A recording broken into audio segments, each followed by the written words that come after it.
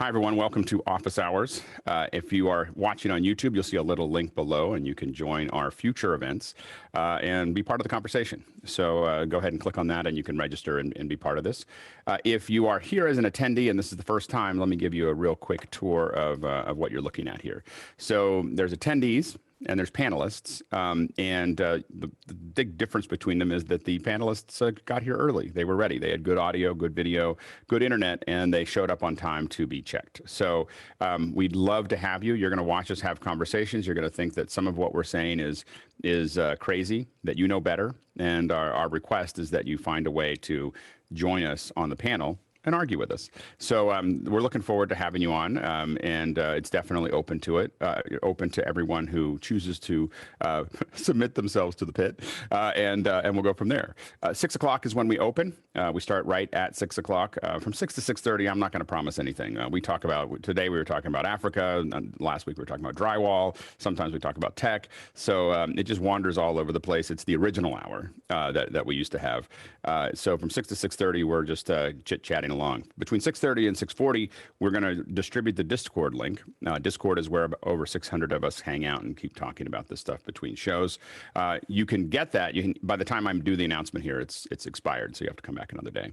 At 6:40 to 6:45, we start mic checks. Once you see us doing mic checks, we're not going to add more people to the panel unless they are the speaker for the second hour. So that is that's kind of how that works there. At 7 o'clock, from 7 to 8, we have open Q&A. So anything about media production that you have questions about, you can ask them. In this case today, we're testing a new system, and I'm going to post the link that you can use in this system here, and this will replace your chat and Q&A function. So please use that if you can. Save up what you like and don't like about it, and we'll discuss that at the end of this hour. Probably about 7:50, we'll have a discussion about it. We're adding this because over time it's going to give us a lot more flexibility, and it'll also let us scale. So it means that our webinar function that right now is limited at 500 will be limited to 10 million. so it doesn't really matter because we're able to manage that all outside of the chain. So it's important for us to figure out how to make this work. So definitely please use that link, and we'll and see if what you like about the chat and Q&A. Anyway, so that is how we're going to manage the Q&A today. So we will try to get to a handful of questions that were already put in, but generally you should put your questions into this new system so that we can manage them there. Second hour is when we talk about something specific. So on Mondays is kind of a wild card day. For instance, this Monday we're talking about Keynote and presentation process. The following week we're going to have an introduction from AWS from some of the product managers, so that you can, a lot of people have been asking about how that all works, and so we're going to talk about that. But so it kind of wanders around. Tuesdays is all audio. Wednesdays is cameras. Thursdays are a special guest, and today we have Rene Ritchie, a good friend of mine who continues to show how quickly he can build up good followings by producing incredible content. So he's going to talk about his process at 8 o'clock. And then at 9 o'clock, we have a third hour here where Oliver Breidenbach from MimoLive is going to be answering your questions and showing you new things at 9 o'clock today. Tomorrow is education. So the second hour is all dedicated to an open conversation about education. So the same as the first hour, except just focused on online education and media development and so on and so forth for teachers. It has become the most intense hour we have of questions and interest. So we've also added it to, we used to have 2 hours of Q&A on Saturday. We've now made those, that second hour is education as well. A lot of teachers prefer to have Saturday to come in because they're working on Friday. So we're opening a second hour on Saturday for that. Saturday is also the long day, so 9 to 10. Nick Justin from Drexel University is talking about Unreal. At 10, we've got Steve Bays talking about Final Cut, and at 11, we've got Leland Best talking about vMix. So these are all the things that it's what we call the long day, and then Sunday is just 2 hours of us chit-chatting and talking about all of this stuff. So that's how it's running here. And now this is a little, I realize that I should probably Chris isn't here today, is he? He's gone. So I might, Phil, you can see did you get the view of that system, of the questions? I have the popular questions in the view that everyone else sees. Is there a different view? Yeah, let me hold on. Let me give you the other one here. And then the other question I have is, do I pepper in Q&As from Zoom also? We're not. We'll deal with those at the end. Okay. All right. So Phil, look at in the chat, in the Zoom chat. Okay. Got it. Click on that, and you should see questions there. Do you see them? Got it. Okay. Great. Alex, First is question. host view meant to display 2 or 1 question? I'm sorry. It's 2. It just gives people tells what I can display as many as I want. It can be as many as we want. It's just a matter of what's queued into what's called the host view. Okay, Great. Sorry, proceed. Yep. Okay, so first question is from a Phil Lenger. I hope I'm saying your name right. Is anyone familiar with Rivet, an SRT client from LiveX? It's in beta right now. It's I'll even put a link in the chat here. Looks like it's written by LiveX, which is a virtual production company here in New York, doing some kind of cool stuff with mostly vMix. But it looks like they've written just a sort of a standalone SRT transmit and receive app, and there's a beta. So my question is if anybody's had any experience with it. Yeah, Go ahead, George. So a few of us here have been testing it, including Chad. It's just when there's a Windows contributor client right now. They just dropped the iOS app this morning for contribution. It's been working fine, but obviously I'm more Mac centric, and the Mac version contributor client should be coming here in the next 2 weeks or so. But so far, so good. I mean, there's a lot to work out about it, but they have what would you say are the things to work out? I find there's a lot of confusion about where the port should go and so forth. But I think it's small things. But so far, everything has been working like it should. But it's vMix right now. I mean, you could use with OBS, so obviously you would have to use some backend terminal code to get it going. But and no issues so far. Have you tested the latency? I have not, but I know Chad and a few others have tested religiously. Do we know how it compares to other things like just the standard vMix call? It's kind of odd that they're kind of using it along with vMix call, or they're using some of the same parameters. So I haven't compared it. I'm not a big vMix guy, so I'm just playing with vMix on Amazon right now. So I'm still getting up to speed on the Mac end of things as far as vMix goes. Right. Corey and Aaron that run LiveX, I could ask them if you want to ever chat with them. I can reach out to. It just looks like an interesting idea of this standalone SRT kind of a thing that does nothing but, transport the video. Yeah, and Corey's a pretty smart guy, so I think that it could be really good. I again, Chad's talking about 1,500 milliseconds in the chat of latency, and for us that would be too high. It's a little much, yeah. Yeah, it would be. It's the reason you'll see me coming back to latency constantly because there is something about it that just changes the way a conversation works online, and so we find it to be critical to get that latency down. Right now, Skype is at about, we're testing Skype at about 330 milliseconds a leg. We're testing Zoom at about 220 to 250 milliseconds a leg. So Zoom is a little bit faster, two frames faster than Skype is, 2 or 3 frames. And so there is but that little bit, as it starts to stack up, starts to become important. So you'll see us constantly asking what the latency is. Satellite is about 1.5 seconds. So the satellite is about what you're getting. About 600 milliseconds a leg is what you see on satellite going to space. And so 1,500 milliseconds would be for us a little too long. We kind of consider 500 per leg. And the way we test it is we go there and back and then cut it in half, right? So as far as what we're looking at. And we do it in a relatively simple way, which is just showing time code to it's not super precise. It's showing time code, and projecting it out and having it come back from that far computer, and then just looking at what the difference is, between the two. So it's not a very complicated thing to measure, at least not the way we do it. Anyway, so that's why you'll hear us constantly talking about it because it really affects the smoothness of the conversation. Great. Now, can I on deck a question, or is that something you do? Yeah, let me send you something. You want to Discord me? Yeah, hold on. Sorry for everyone. We're still. This is this will be useful as we go forward. Let's see here. Hold on. Let me feel.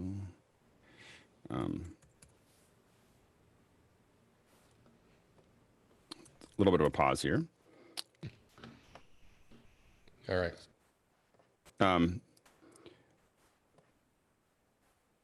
Do you see that, Phil?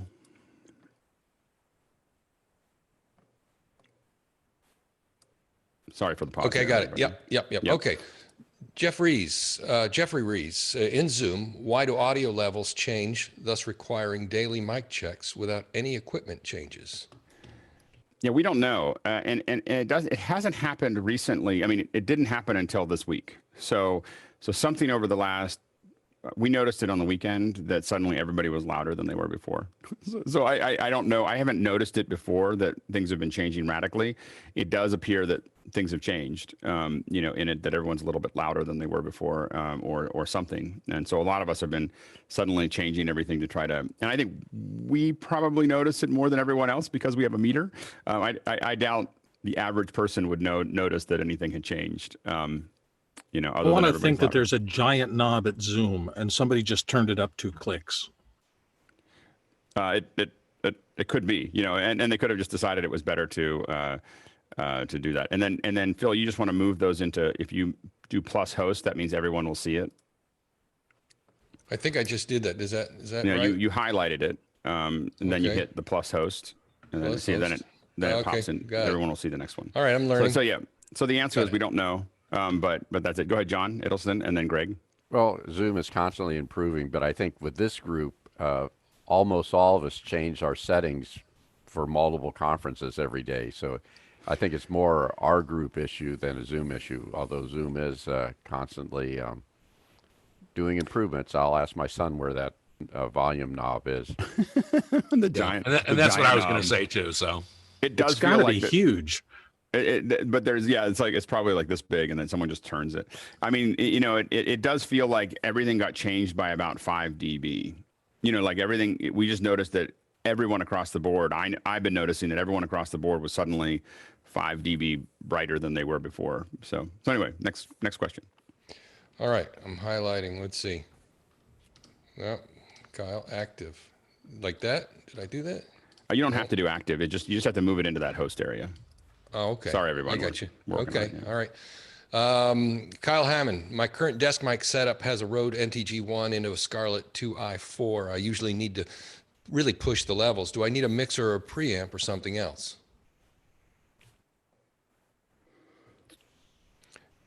Yeah. Can I? Go ahead. Yeah. My feeling on the Scarletts, the preamps aren't as strong typically, and I've always had to put like a little FET head or something in between to sort of boost it a little bit. Dynamic mics and that's always worked good on the Scarlett when I used to use that quite a bit. The FET head and the cloud lifter are the 2 things. They're usually inline little preamps that everybody seems to use to get their level up to that nominal amount. but I mean, but how does it sound? They're pretty transparent. No. But when you without that, if you crank the Scarlett, how does it sound? Sometimes I have a Scarlett right here, and if I have to go past 9 or 10 o'clock, it's noise. Okay. Well, then you do need something. Oh. All right, Alex, am I playing correctly here?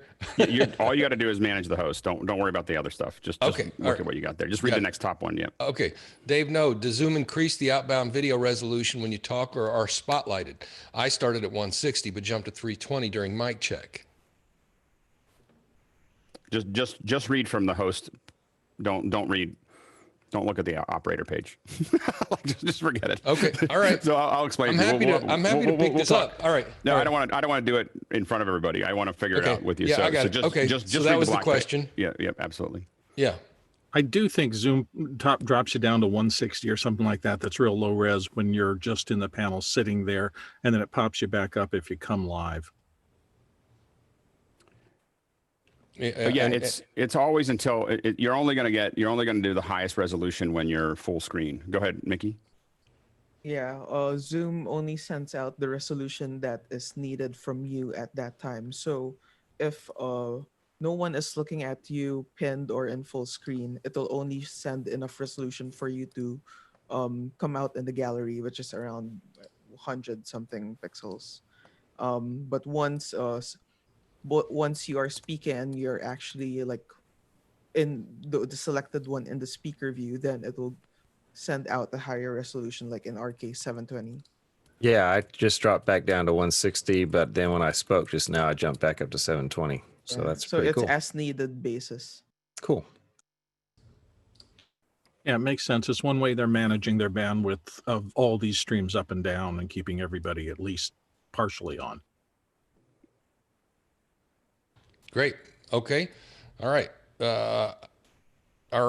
Next question from Steve Mahaz. I've been on Zoom calls where the presenter shared a high resolution screen and it was unreadable for many attendees with smaller screens. What is the max resolution you would recommend for screen sharing to avoid this? I try to keep it, so I try to have my screen at 1920 by 1080. So, and that's where you can get into the thing where you put a little, if you only have one monitor, you put a little $15 thing that looks like an HDMI into your computer so that it thinks that it's got another one, and then mirror them, and then it'll be 1920 by 1080. Or you can set that up. It's hard to set it up otherwise to do that. And the reason I do that screen share at that when I'm doing these kinds of events is specifically so that when I do the record, it's still 16 by 9 and it's a reasonable resolution. The problem with Zoom right now is that it grabs onto like whatever format you have at whatever resolution, and it creates chaos. You know, and so our preference as the resolution of Zoom keeps on going up back to where it was before, and as we get towards 1920 by 1080, is to never use screen share again. I mean, as soon as we have that ability, we will stop using it. The only reason we use screen share is because it's sharper when you're looking at it, and because it's choosing resolution over frame rate. But overall, the experience for the user is horrible, in my opinion. So an experience for everybody is horrible when you turn on screen share on Zoom. So we use it because it's just the easiest thing to turn on, and I understand why it is the way it is. But a lot of us have switchers or the ability to tie it in, and it's a much better experience. But if you're going to do it and you're going to do a screen record, you definitely want to try to find a way to hammer it into a 16 by 9 to make sure that when you're delivering it back later, it's not in some weird square format or something else. Go ahead, Jeffrey. One thing to note, and that is if you have, and this is more, I don't know if this is Mac, but this is definitely PC. If you have Zoom enabled on your video desktop, you zoom in your text and stuff like that, that could also play a problem in screen sharing. Got it. Okay. I wonder, this is such a distributed system. I wonder if your ISP's ability to pass video to you on the last leg also has something to do with that. I think it can, but for the most part, signal in the world. But if somewhere along those many hops, for the most part, I mean, in the country, it's one. In other countries, it might be one thing, but for the most part, your down speeds are going to be enough for Zoom. I mean, it's pretty conservative about how it sends those bits out.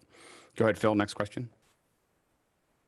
All right. MJ asks, anyone play with a Sony F9 interested in seeing how it compares to the Ursa 4K cinema?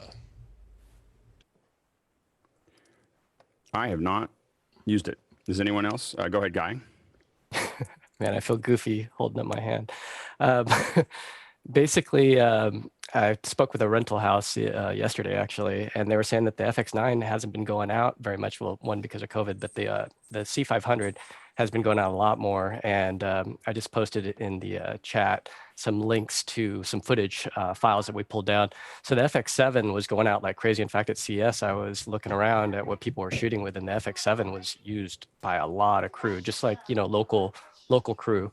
And the new one, just for whatever reason, it's not being adopted. One of the guys at the rental house was saying because of the way that you have to do RAW, it's like kind of a big workaround. And so check out the footage, though. It's super sharp. You could download it at that link. Those are the original ProRes files.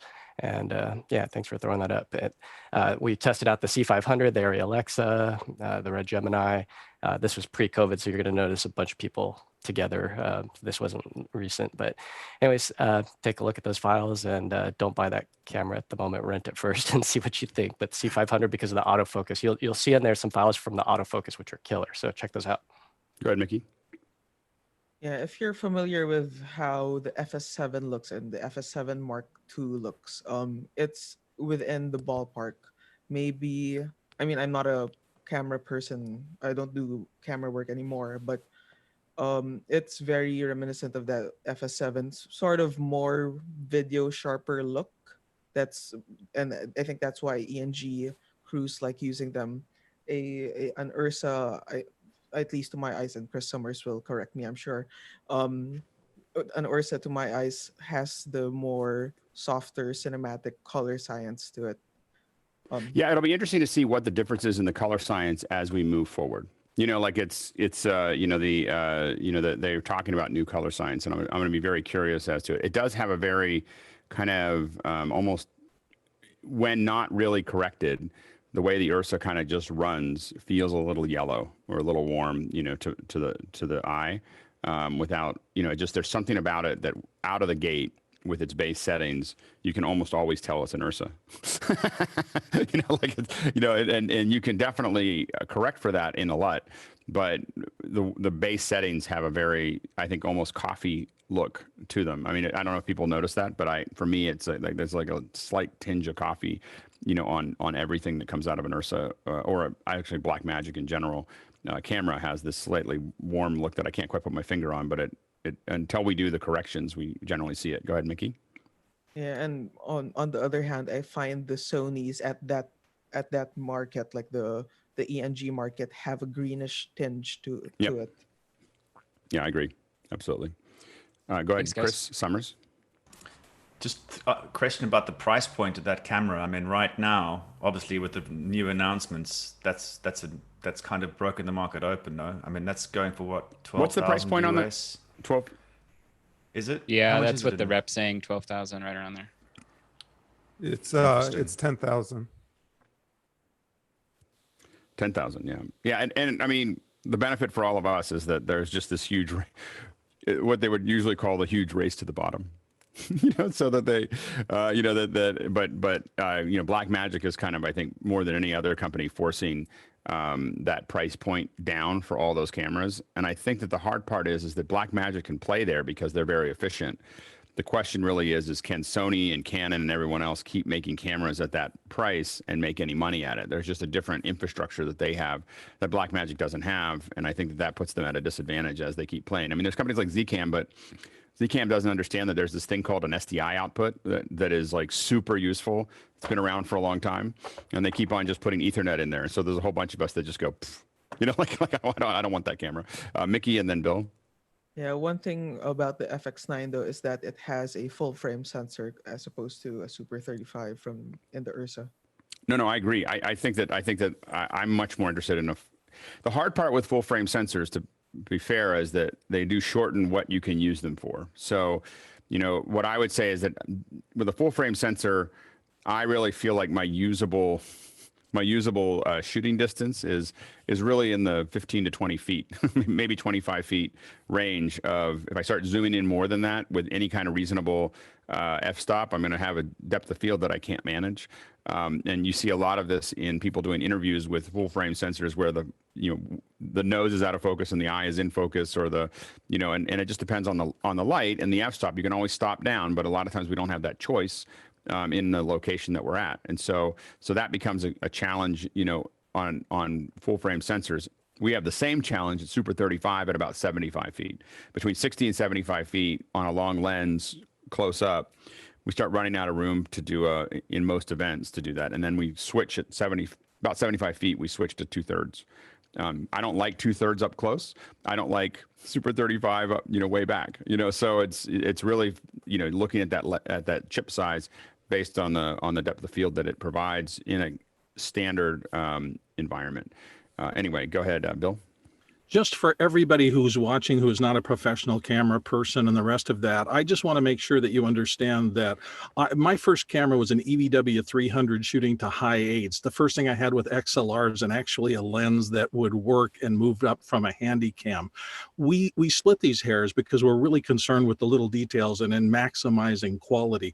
But if you're a young person out there starting to shoot, it really doesn't matter what you shoot with. Grab whatever you can get your hands on, including your iPhone or anything else, and learn the techniques, and any camera will do that. You will move up. As you get better, you will get more work. Even if you're not happy now, you will be happy later to just be shooting. And what I would say is that from a learning perspective, when I'm talking to people or production, I would start with your phone. You know, like the phone is a great way. You can learn a lot about storytelling. It's light, it's fast. You can iterate a lot, you know, in that area. For me, the next step after that is one of the Blackmagic cinema cameras, either the 4K or the 6K. And the reason that I say that specifically is because it allows you to start learning about LUTs. It starts letting you learn about all the other tools that you would need, all the other controls that you would need inside of a camera. You basically have all the heavy controls that you would ever, you know, not ever want, but most of the controls. So go from storytelling to, okay, I really want to understand how cameras work. That's the next camera, you know, in my opinion, up from a phone. I don't think that there's, to be honest with you, I don't think there's any reason to use anything other than that between the two. Like you just use a phone until you can afford you know, like a 4K or 6K. And then you're now learning all those things. But I think all the other stuff in between is kind of a waste of time. I'm going to make one little point in there, but there is one thing. If you can get a hold of a handy cam or something like that in between those stages, you will start to learn the difference between zooming in on something and walking towards something, which is a different cinematographic look. Something that most of us in cinematography go, oh no, like that, you know. But like, learning you know, how like that affects your image, the moving closer versus zooming in is a primary lesson. And when you get to the big boy cameras, you got to know that kind of stuff. Well, maybe. A lot of us are prime snobs. Anyway, Dave, and then go ahead, Dave. What is the impact of punching in? You know, you mentioned going from Super 35 to 2/3 because I do a lot of long range IMAG with sports lenses and stuff. If I were to go to Super 35 or full frame, I don't want to have that where the nose is out of focus but the eyes are.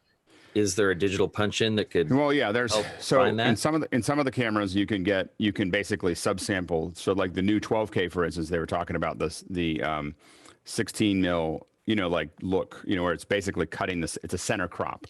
And on Ursas, they have center crops. A variety of cameras have center crops that can grab onto the center part of that. And that's going to, again, start to give you back that smaller sensor effect. The problem is that, and the big concern I have after yesterday is I didn't totally understand how the 12K was doing what it was doing. And I'm less excited about it today than I was yesterday. And the reason for it is that I was really excited about the idea that it was taking 12K and actually sampling all of that down into a 4K image. The way that the current 4K, if you have an Ursa and you're capturing 4K, when you do 1080p, it takes the entire image and samples it down. It doesn't subsample it. You know, and so they got around that, and I get that it makes it faster, and they talk around it a little bit. You saw Grant talk around it. They talk around it a little bit. Like it might be different than it might not look the same as if you oversampled it. That's because they won't say it specifically, but it's basically it won't look as good. Like that, it's not going to look as good. That getting every other or every fourth pixel or whatever is not going to look as good as oversampling the image. Like if I got that 12K camera, I would never use it for, like now I understand like why they don't have 8K out of it and all the other things, because I would never use it that way. I would use it as a 12K camera. I would only capture 12K. And then if I know that my delivery is 8K or 4K, I would go into DaVinci or whatever I'm going to go into it, and I would scale it down using a bicubic process to oversample that image, get rid of my grain, get rid of, a whole bunch of other things. But I would never use that camera the way that they're excited about using it, because I think that you'll end up with, you just ended up with a lot less. And I just know from the Ursas, we see grain structures at 1:1 that, aren't the best if they're any kind of low light. Go ahead, Chris. Still so many questions about the sensor layout on the 12K camera, but I guess we'll see over the coming weeks as we get more tests.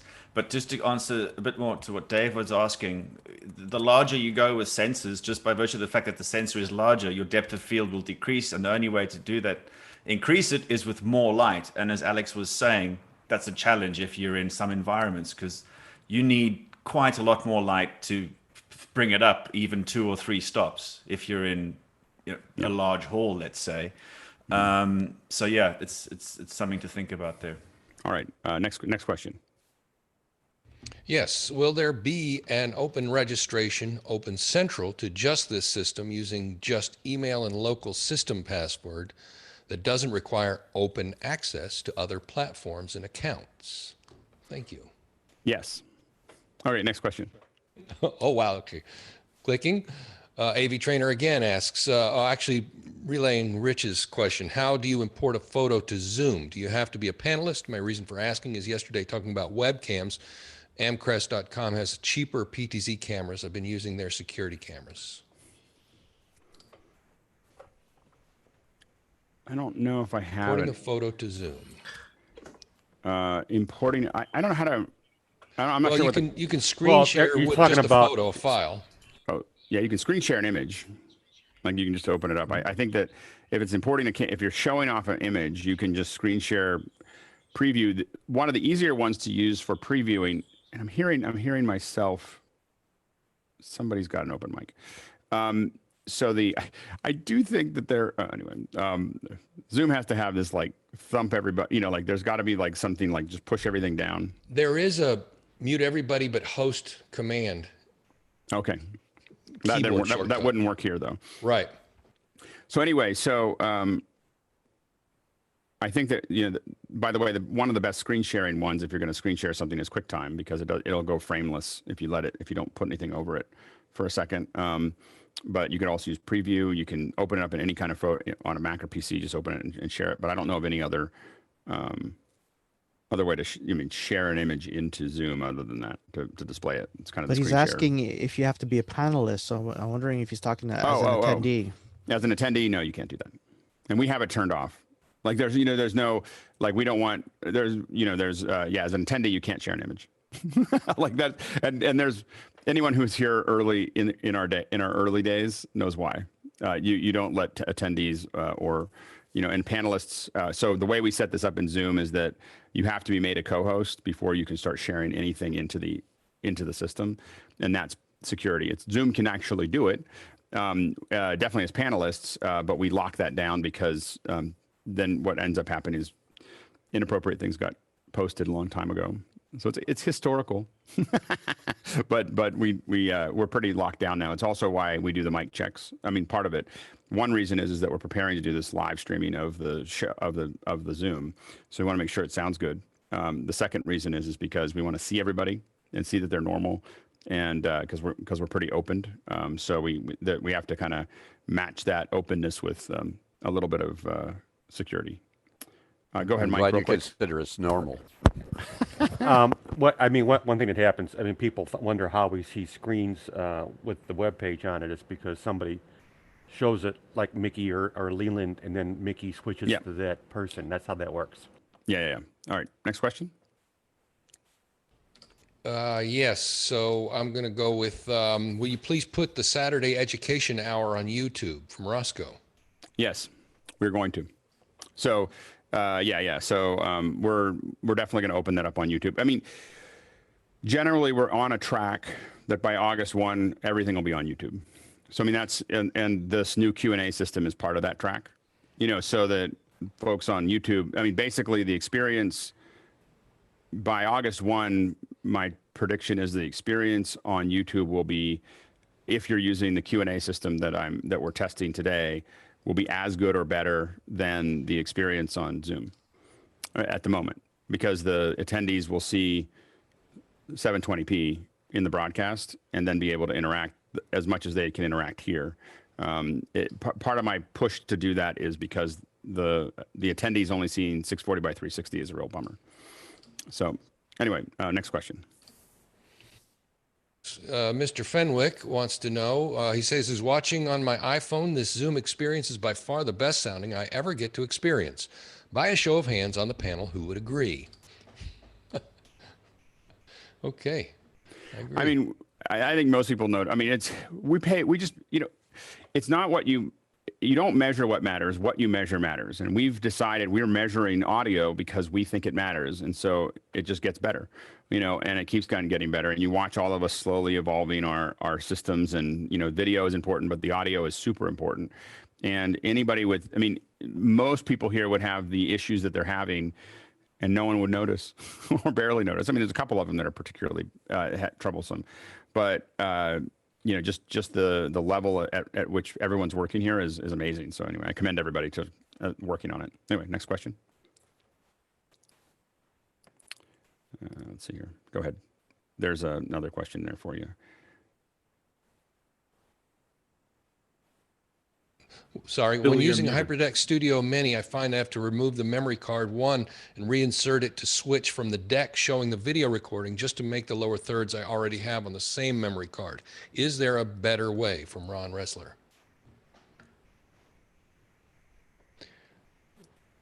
Let's see.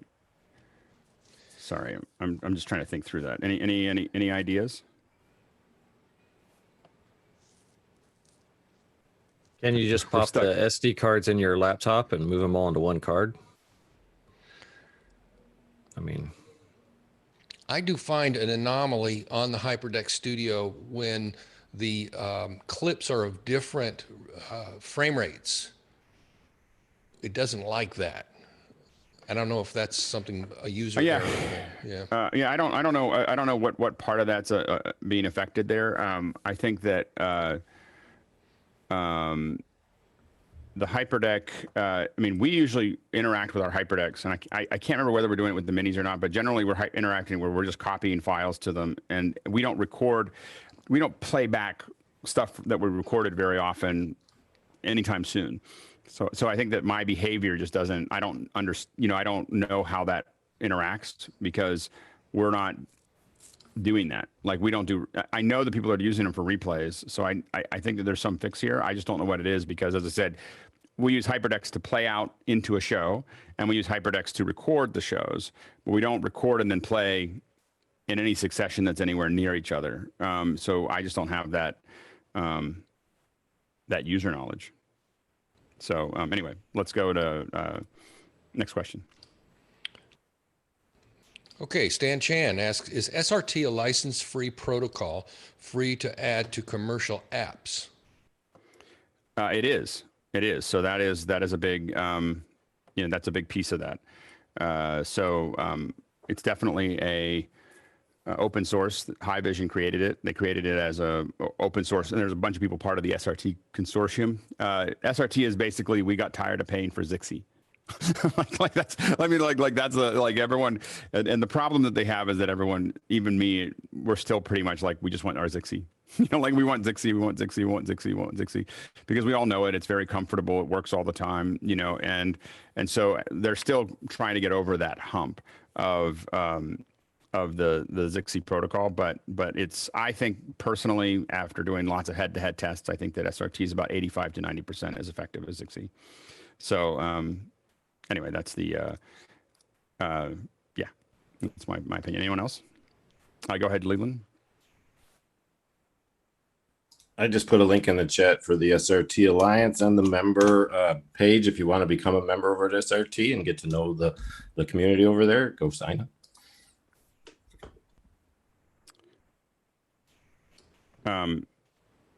Next question. Yeah, Jackson Sparks from Burbank. What's the standard these days for storage for large video files? I need to replace a Drobo for our department and was curious what the next step up is. NAS or DAS or NAS with 10 gigabyte to terabyte adapter. What do people suggest? Go ahead, Roscoe. Yeah, if you have a fast pipe, what I'm doing is I am local, but then I'm overnight, I'm putting it up on Dropbox. But that only works. I mean, I'm putting 30 to 40 gigs overnight, which actually goes up in a couple hours. So if you have a fast pipe, Dropbox for me works. Not and sure it depends, everyone and has it depends on your pipe. file size. I mean, the problem for us is that a given show for us will generate a couple terabytes of information. So, so we're, a lot of times for us, there is also thinking about nearline online, nearline, and offline is kind of the way we think of it. So online is stuff I'm editing. Nearline is stuff that I may need sometime soon. And offline is something that I still need to get to, but it's not there. For the way I manage that is online, of course, is on a super fast drive that doesn't have as much storage, but it is, it's very, very fast, 2 gigs a second or something like that, that it's going to stack up and everything's going to be responsive. Nearline might be something that's some kind of RAID 5 that is less fast, 300 to 500, that I could work off of, but I don't necessarily, and I'll move it over if I really need to do some hard work. For me, offline is very much like what Chris Fenwick does, which is that I have raw drives. We put all the files onto the raw drives. We scan the raw drive and create a database of it, of just what the contents are. And we put it in a box and put it on a shelf. And that has been how I've done it for a decade. And it works. I can find almost anything in 15 minutes.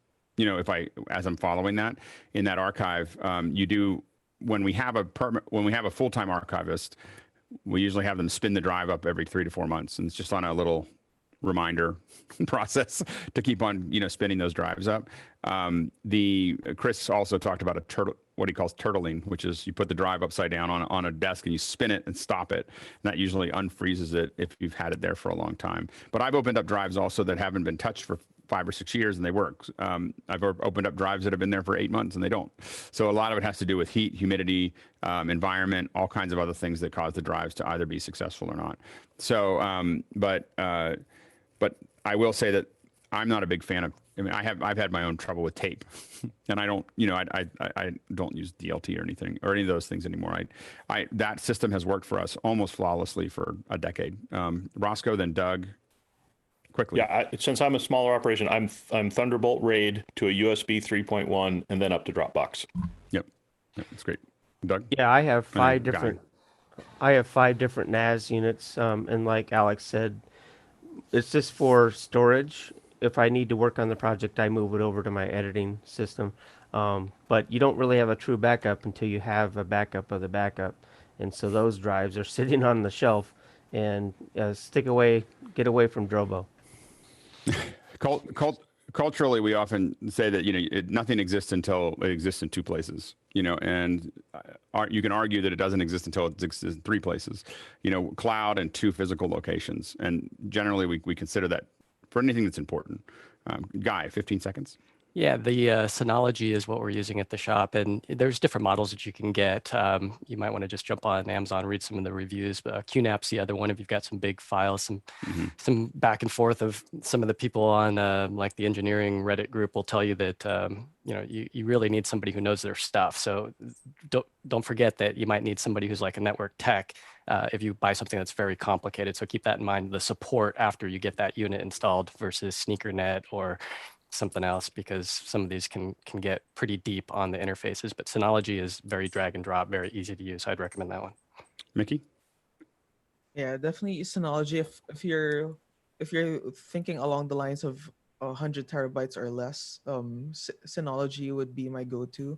But if you're looking at much larger storage capacity than that, I would highly suggest get a tech to build yourself a custom-made machine, a custom-made server. They're really good chassis and motherboards from Supermicro and Roswell, I think is the other one, but the really popular one is Supermicro.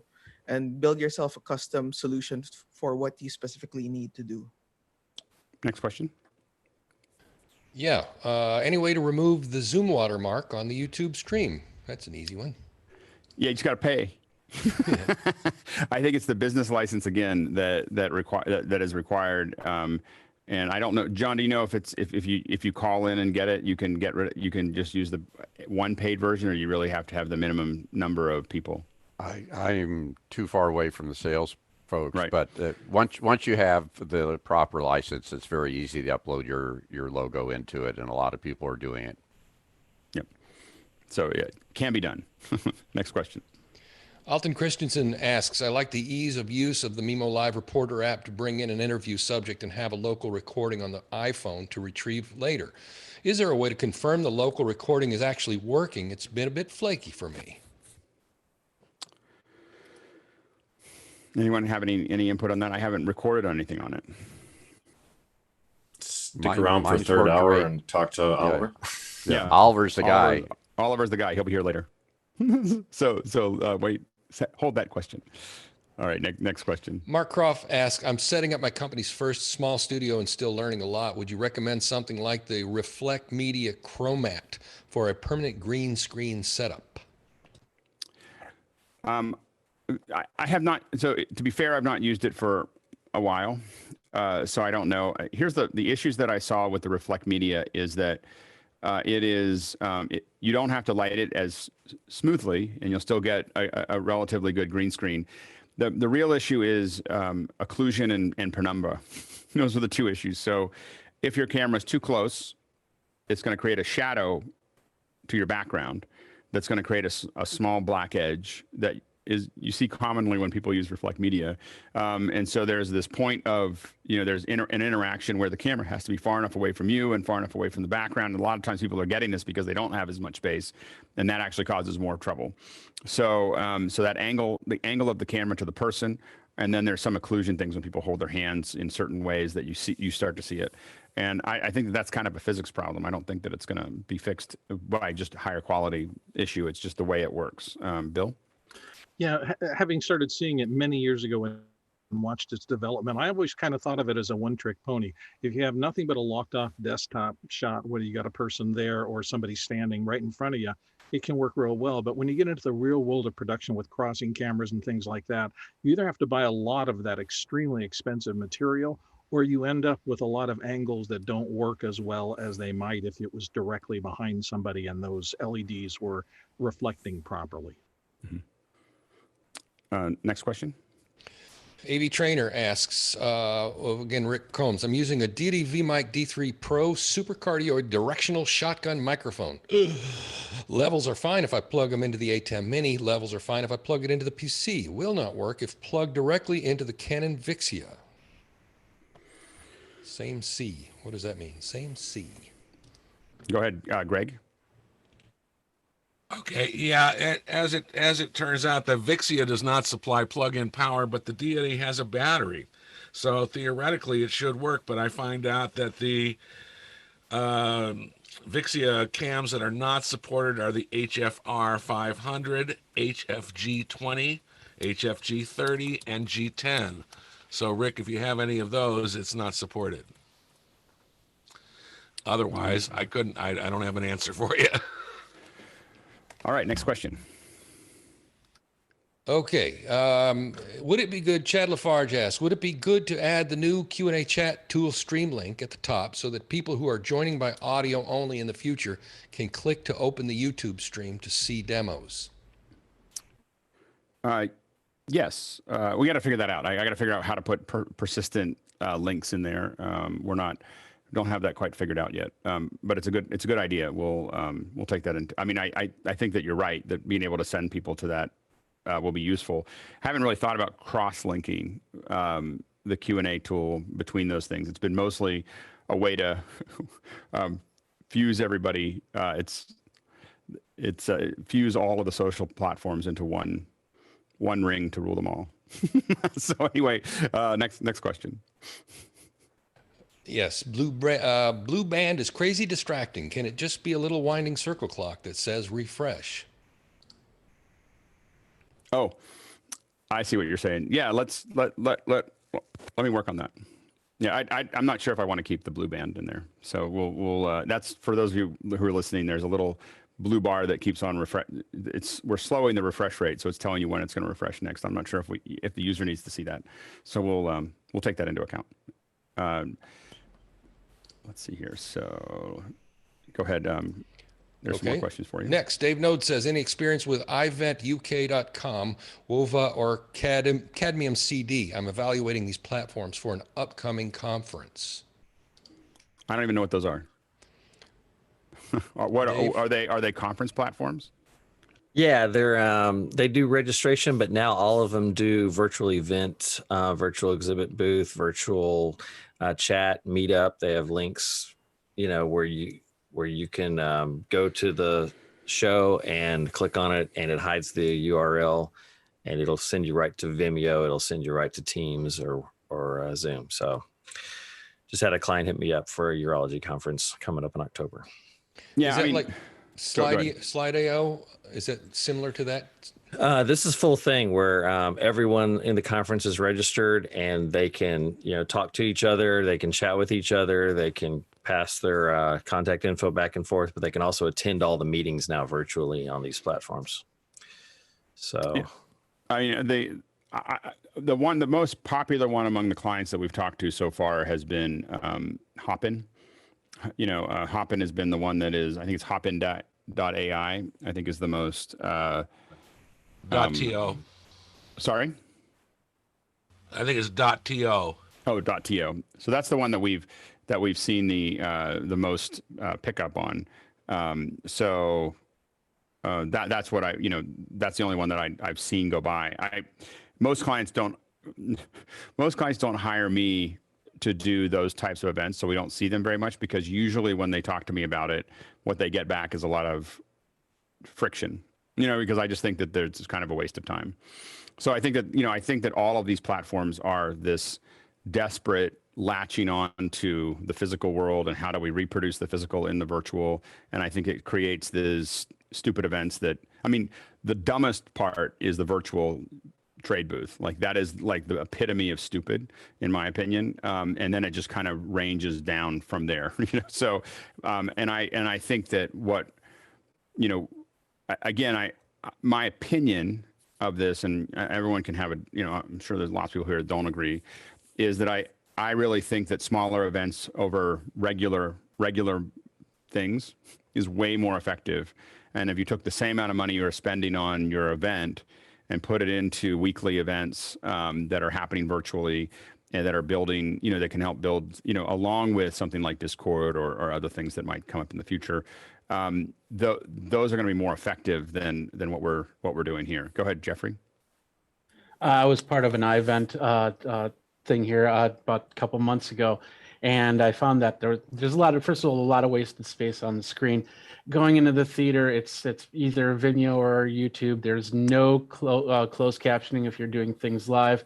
There was no way to get to different rooms and things like that. So it was okay at the beginning of this, but absolutely, I agree with you on that. It's just it's an attempt, but it needs more work. Okay, so this is the first non-weekend use of the Q&A tool.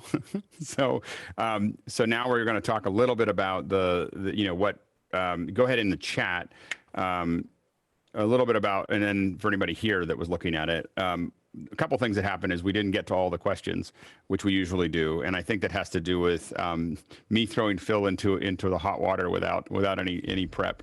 So, but there's a little bit of infrastructure there that I have to fix on the back end that Chris and I will talk about. Bravo, Phil, for getting that far with it. Thanks. That was not easy. I've got some comments for later on if you want, but I think it's a great system, and I like the idea of it. And the execution's beautiful. Whoever's doing the coding for you is doing a good job. Yeah, Chris is is listening, I think, right now, and it's great. And good job, Chris. The back end is a culmination of years of development that we've worked on for that. It was built for something else, and so it's been around for a while. And then the front end is the part that is newer. Tab for answered questions. That's a good. Yeah.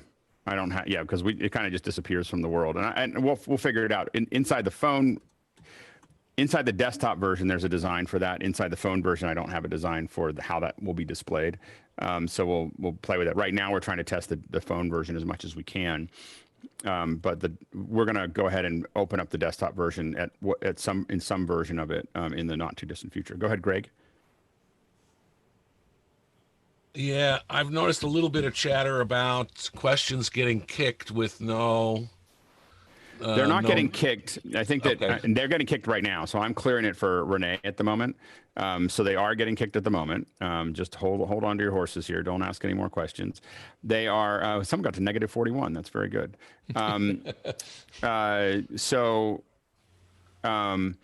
They're not getting kicked. So when they get to the very top, and I got to figure this out. The idea is to let people keep on voting on ones that we know that that we haven't decided to use yet.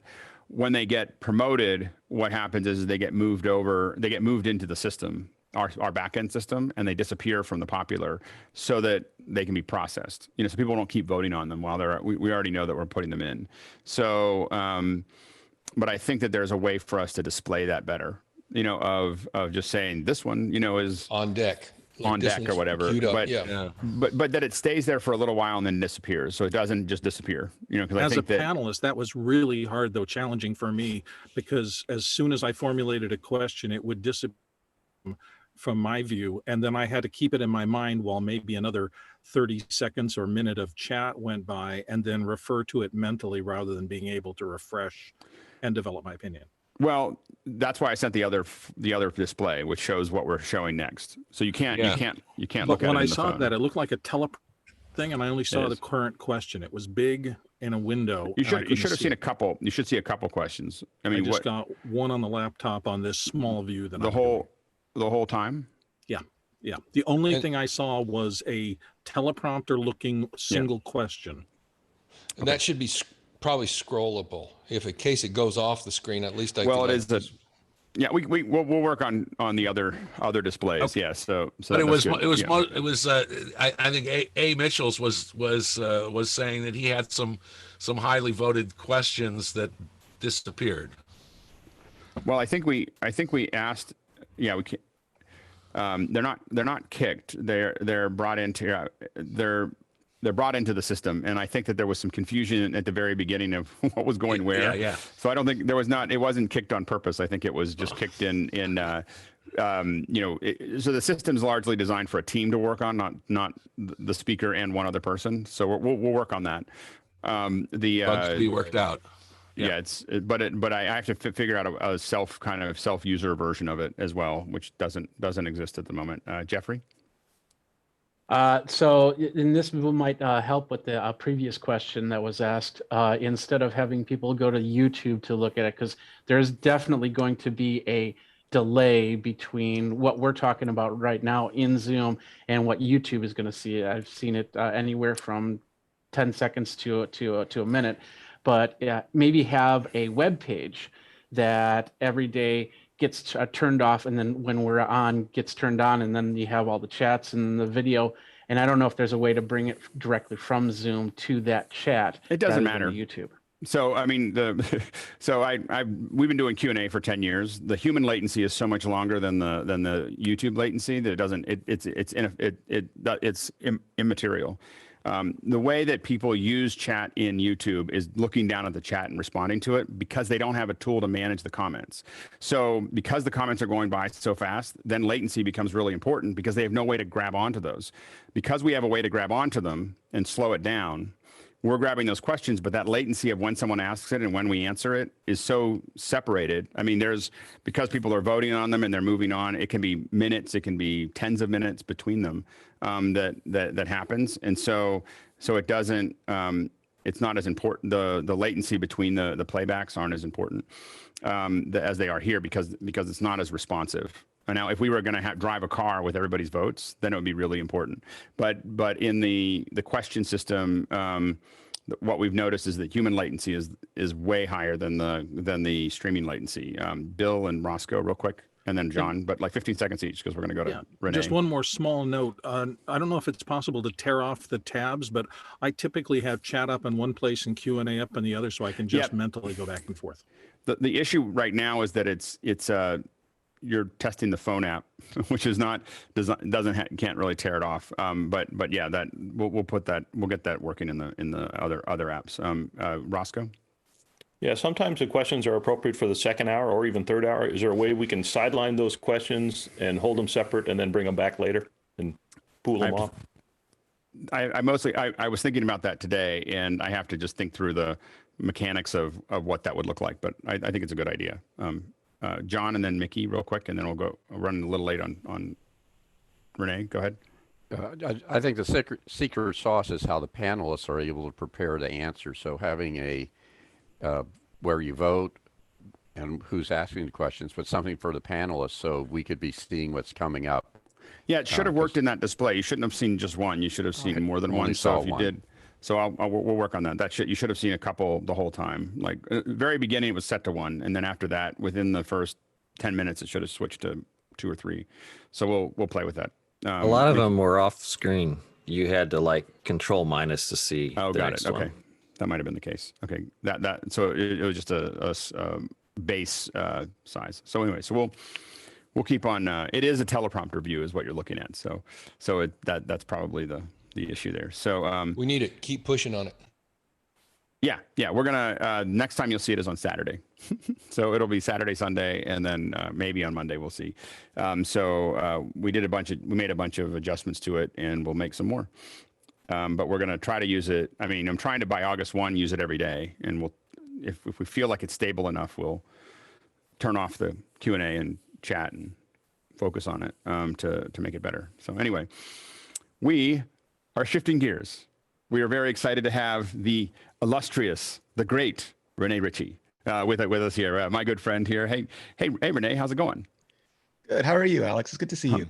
It's good to see you as well. So if you have questions for Rene, for everyone here, if you have questions for Rene about anything Rene-ish, then go ahead and start posting them. If someone else can put the link to the mobile app in there, we're going to be really managing the questions out of the mobile app. So make sure to put those, or the mobile web page, make sure to drop that link in there. Use that for the Q&A, and then we'll go from there. So Rene, how did you get started? Like, how did you get into this at all? This so should I focus on the video stuff or the industry? Where did you start? Like, just give us a little history of kind of like a short history of your progression of how you got into blogging and writing and broadcast and all those other things. Sure. So I started off, I went to graphic design school, and then I quit school because I got a job working at an enterprise data company doing graphic design. And then the internet happened. So I became the de facto webmaster, built the website, did the early stage web development, rolled out email for them, all the sorts of things you did back then. And then we had to do some videos. So I got a video toaster and I started doing like really early video stuff on an Amiga 2000. And as that progressed, I ended up writing, because companies were small back then, I ended up writing all the marketing materials as well. And I eventually moved over into product marketing. And at the same time, I had a Trio, and I was watching MacBreak Weekly, and they announced the iPhone. And I don't remember if it was Alex or Scott, but one of them was about to start stomping on their Trio, getting ready to buy an iPhone. And I said, that's it. That's the future. And I'd been reading Trio Central at the time, and they started an iPhone site called Phone Different. And I used to go there to get news, but I noticed it was really slow, and I began complaining. And the guy who ran the site was Dieter Bohn, who now works at The Verge. And he's like, well, if you think it's slow, why don't you try writing something? So I said, okay. And I started writing for them. And he said, well, if you're still complaining, why don't you try running the site? And I said, okay, that's fine. So I basically complained my way in there, and it became so much more fun. Like, I love marketing, but enterprise software was not the most exciting thing to market. It was a lot of dealing with SAP and IBM, all those companies. And Apple was just such an exciting company to talk about. So I ended up taking over what became iMore, and I blogged there for a while, got into YouTube. And then about 3 months ago, I went independent, and mostly all in on YouTube, although with better equipment than a video toaster now, as miraculous as that was in a day. And what are the, well, I guess we have a question from Nate, and I think this is pertinent here. What is your setup right now? Like, what are you using? So I have a Canon C500 Mark II as my main camera. And I have I'm going to blank on it. It's a Sennheiser shotgun microphone. And I never remember their letter number combinations for product names. I just wish everyone would use fancy code names. And that goes through XLR into the C500. I have a Aperture 120D here. I have a bunch of quasar science lights behind me, one up here, and then a bunch of them back there. And that all gets recorded onto CF Express. That goes into a 16-inch MacBook Pro, and I edit it all in Final Cut Pro, sometimes with RX7 to save me for when there are small problems with the audio.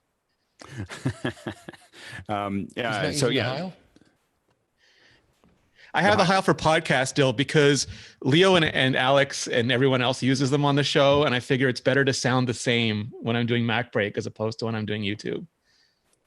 Now, one question from Martin said, is it true that you earn more money depending on where your viewer is? Do you know if that's true? Yeah, so there's a multitude of factors. Like you have a basic CPM if you turn on Google ads. Like that only really applies to the Google ads, the YouTube ads, which are like a variant of AdSense. And what you talk about really affects your CPM. Like if you make videos about business, every pyramid marketing scheme in the world is going to try to advertise, and you'll get like a $30 CPM. If you're doing technology, it's like around $2 to $5, and it really varies on segment. And then North American ads, especially American advertisers, tend to pay a lot more than, for example, advertisers in Asia. Maybe if you exist in Asia and do Asian language programming, that reverses itself. I'm not sure, but it does change based on where you are and where the viewer is. It's interesting. Does that affect how you build content? Yeah, in that I always prefer to start off small and get good at something rather than try to do a lot and do it really, really badly. So and they call it niching down, which is probably the worst word in the world for it. But the idea on YouTube currently is that it's not YouTube's job to find an audience for your videos. It's their job to find videos for their audience. And so this is going to be a brief digression, but early on, everyone was on a street corner. This whole show is a digression. Okay. So perfect. Yes, share. Go ahead. So in the early days, everyone was on a street corner going, here, you read all about it, and you just wanted to sell your paper. But then we got subscriptions, and the paper could get a subscriber, and the classified ads and the subscriptions and the advertisers would make enough money to pay for like enterprise journalism. The junk paid the bills, but you did the quality work as well. But with the advent of Facebook and YouTube and algorithms, that's all been decomposed the same way iTunes decomposed the album into a CD. And now every piece of material stands on its own again. And we have 1 billion people on that street corner yelling, look at me, see me, hear me, all about it. And the best way to succeed is they don't care about subscribers at all anymore, because if you subscribe to a channel and don't watch the video, they don't care that you're subscribed to the channel. All they care about is you watching the videos. So if someone subscribes to your channel, you've got to give them the sort of video that they expected when they subscribed. If you do a range of content, there's no guarantee they're going to watch it. But if you do exactly what they expect, a high percentage of them will watch it. And if YouTube understands the content you're making, they know very easily which viewer to put that in front of, and they know a high percentage of those viewers will watch it. So I would probably do even better if I only made iPhone content, but creatively, I just can't do that. But that way, everyone who signed up would know I'm getting an iPhone video every day, and YouTube knows anyone who's interested in the iPhone, I can put one of Rene's videos in front of them, and they'll watch it. And all YouTube cares about is time on platform, watch time, minutes of watch time, all those sorts of things. So if you really want to cater to YouTube, you maximize your content for the audience that they want to address. I go a little bit broader and I pay for that. I see like my Apple Watch video may not do as well as my iPhone video, but I figure all in all, it better serves my soul. But yeah, that's essentially the game you're playing with YouTube right now. Have you ever thought about, what's your consideration of like, could you build multiple channels that each one had their own verticals? Yeah, absolutely. I think that's the best game plan now. If you wanted to do any sort of, like, if you're a celebrity, like if you're iJustine, you can do a computer video one day and a baking video the next, because you have 1 million subscribers and they love iJustine. They don't just love what she's doing. Anyone else, especially people who are starting out, if you want to do music and you want to do technology, you are much better doing a music and a technology channel and treating them as separate, businesses, basically. Hasmukh asks, let me grab this here. He said, how on earth do you keep up with the pace to which you publish to YouTube? You have to research, form an opinion, then produce the video. What is the workflow? And anything, yeah. Yeah, so I am extremely lucky in that I blogged when we started off blogging, the teams were, and Alex will remember this too, the teams were incredibly small. Like I did iMore almost by myself for years. And that meant 10 to 20 articles a day, blog posts a day. And it's a grind, and you just get used to it. Like you have to be able to rapidly read through information, analyze it, and figure out what's important to the people who are going to end up reading it. And I've basically treated YouTube the same way. I'm really lucky in a way that I stick to what I know. So I've got a decade of experience with the subject matter that I cover. and I know a lot of people in the industry, so I can quickly ask, for opinions, or I know who to go to for opinions. And that lets me do the research part of it in a highly compressed state. And then it's just, I can write what's in my head. It's like the one skill I have. If there's something in my head, I can sit there and just either say it or write it. And it's what we do in MacBreak Weekly every week. Do you find that your speaking voice and your writing voice is any different, or are they pretty much the same? They started off the same because I was so petrified of the camera that I would try to just say what my article was. And I'm learning slowly to relax in front of the camera and speak more, because it really is a different cognitive process. Right. No, I'm just curious. And can you tell us a little bit about so you're producing a lot of these, but what's your workflow with, you have all these graphics, you have these ideas. What comes first? Writing, pictures, ideas, sketches, as you're thinking about what you're going to produce? So I've started minimally, so I don't have to do much in terms of blocking things out. I really only use A-roll for myself. Like I talk to the camera, it's really talking head video, and then I put B-roll over it. And my only guiding principle there is, can I show something that's more important than what I'm telling? So that I don't have to do any fancy storyboarding or blocking out or previs or anything like that. I one day want to get good enough, like the Marquez Brownlee School of Tech YouTube, where you have really, really cool shots. I'm just not there yet. And so then for me, it's just editing, and I use Final Cut Pro. I bring everything in. And the one trick I learned, probably a mutual friend of ours on the Final Cut team said, make it a compound clip, because once you make it a compound clip, you can go back and change or fix anything later. You can mask out or save yourself with anything later. But if you don't do that, you're going to have to fix things shot by shot, and therein nightmares lie. Yeah. No, definitely. I've definitely been there. George Kennedy said, Rene, please tell us about your, this is another question though, is that you have a really good clean look. And what do you think are the secrets to that? Is it the camera, the lighting? What do you focus on? Yeah, I've been working on I think it's a combination of those two things. And I watched a few, there's a YouTube channel called Crimson Engine. And there's a couple others that I watched that really broke down how lighting worked. In terms of positioning it, because I was starting at the very basics, and I would get these lovely emails from Alex too, saying, if you just move that light, 2 feet behind you and a little bit up, it'll be so much better for you. And if you just did this with the colors. So basically I lent on the shoulders of geniuses. And I invest in technology that's better than me, because again, with a C500, it's 5.9K downsample to 4K. And that provides a really, really clean image. And then if I do everything else sort of right, I'm most of the way there. Yeah. And this was really a long evolution for you, right? I mean, it wasn't something that overnight I remember watching on MacBreak, you would just be, slowly evolving your look. Was that just kind of like an agile process of just kind of playing with it and looking at it? Yeah. I mean, because I didn't want to, previously, I waited too long, I think, to get into YouTube. Not because I don't think you can get into YouTube at any time, but just I wanted to start earlier, and I didn't think I could do it. I didn't think I had the skill or the technology or anything to do it. And then I decided that was always going to be the case until I just did it. And then slowly I would, like, literally being on MacBreak and watching your picks of the week, for example, and you'd be like, oh, have you heard of this ATEM Mini? And I'm like, no, I haven't.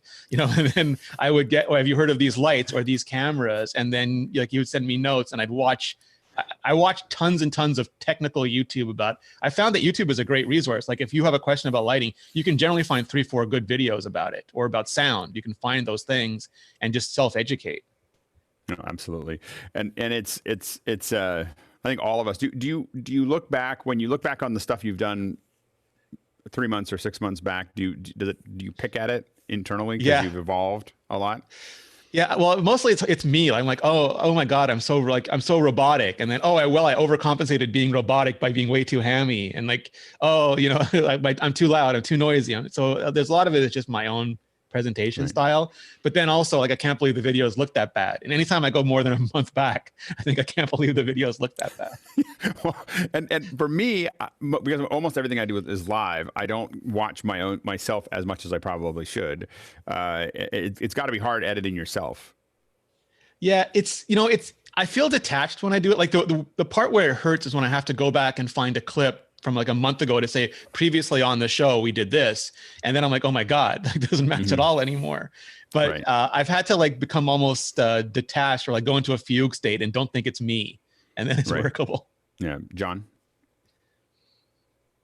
I wasn't prepared. Rene, thank you very much for coming on here. I'm a huge fan, been watching for years. And this is an interesting conundrum for me. I noticed back in Vector that your bias was mostly negative. And I wondered if the negative content was more viewed than you doing something positive, which you were more like on MacBreak Weekly. I think in general, the internet supports rage. Like rage marketing is really, really effective on the internet. And and you can see this in a lot of publications. If you're anti something, you can get tremendous views. And I look at that as almost like a challenge. Like, because I'm naturally optimistic, and many people would probably tell you I'm way too optimistic and it's annoying. But I feel like my challenge is to present stuff in an optimistic way and still have it be palatable. Great. George. Good morning, Rene. Thanks for coming on, George. Fan. I know you've pretty much embraced the Internet of Things. You have a lot of it in your apartment, I suppose, or house. How are you overcoming, the security issues and so forth, and just with having all of these little devices in your space at any given time? Even though you talk about it, still using it, there's security and so forth. How are you dealing with those situations? So I was I was one of those people, there were all these articles just criticizing Apple for being so late with HomeKit and how mean they were being to accessory vendors for forcing them to use Wi-Fi chips.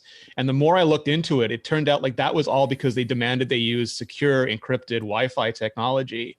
And a lot of the early chips weren't, and that's why I think we've seen things like the Russian IoT cameras where you can look around hospitals and funeral parlors and things like that, and it's just super creepy. So I waited until things came out that I thought were secure, and then even this studio, I have most of these lights and everything hooked up to Elgato smart power bars, and I can just say, turn on the studio, and all the lights come on. So I use it in areas where it's helps me not have to move around while I'm filming. And then I stick to things that I can look at the security policy and believe that they are not accessible to anyone outside of my router, anyone outside of my network. That's great. Hasmukh. Rene, morning from Cape Town. You seem to have an interesting or intriguing relationship with people in Apple. Now, since you've moved over to YouTubing, where you little less biased towards Apple, has that affected your ability to get to the information? First, I'm from Johannesburg, so I just adore your accent. It's so great to hear. You do great accents, so I was telling Chris Summers that you really roll it off like a good old South African. Yeah, man. From South Africa, I. Baie dankie. So Apple is a really interesting company in that they tend not to have corporate relationships. They tend to have personal relationships. And we saw this early on, like Ryan Block left Engadget and he still went to the press conferences for years. And Jason Snell left Macworld and, he still covers it on 6 Colors. And I found it to be the same. Like they care deeply about the quality of the work you produce. And they don't care if it's positive. They care about fairness and quality.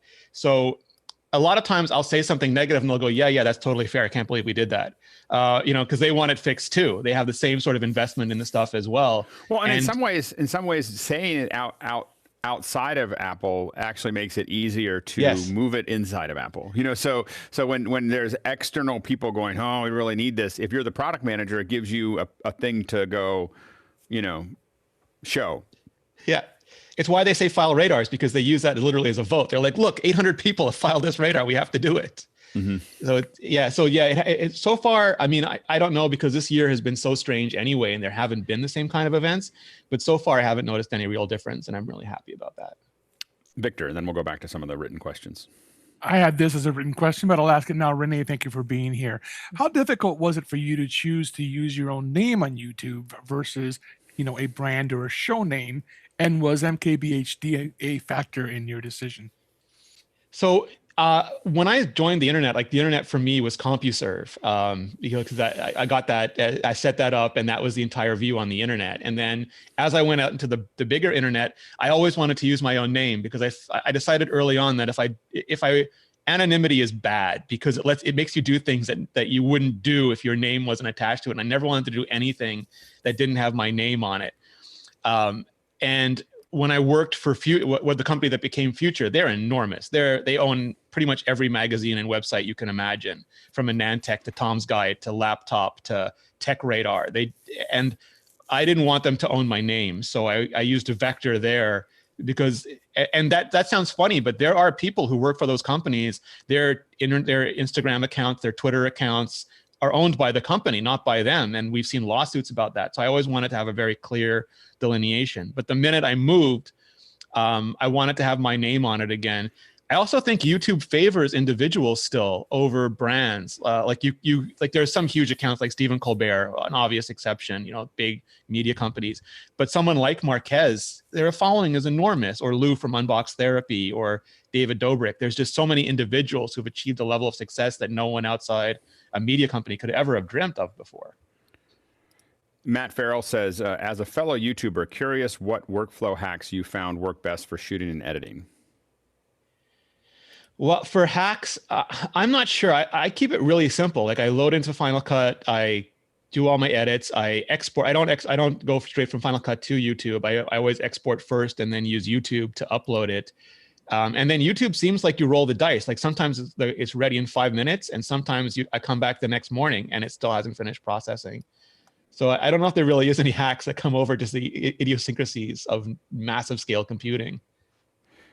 Thomas Bauer asks, how do you decide what to do live versus post-process? Which do you prefer?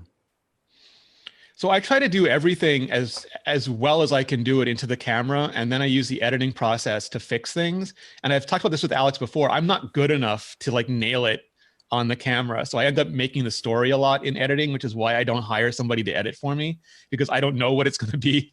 So I can't really hand it off. Do you find yourself doing pickups? Do you record it all and that's what you're going to edit? Or do you find yourself jumping in and doing I wish I had said a couple more things and I'm going to add another 3 clips into it?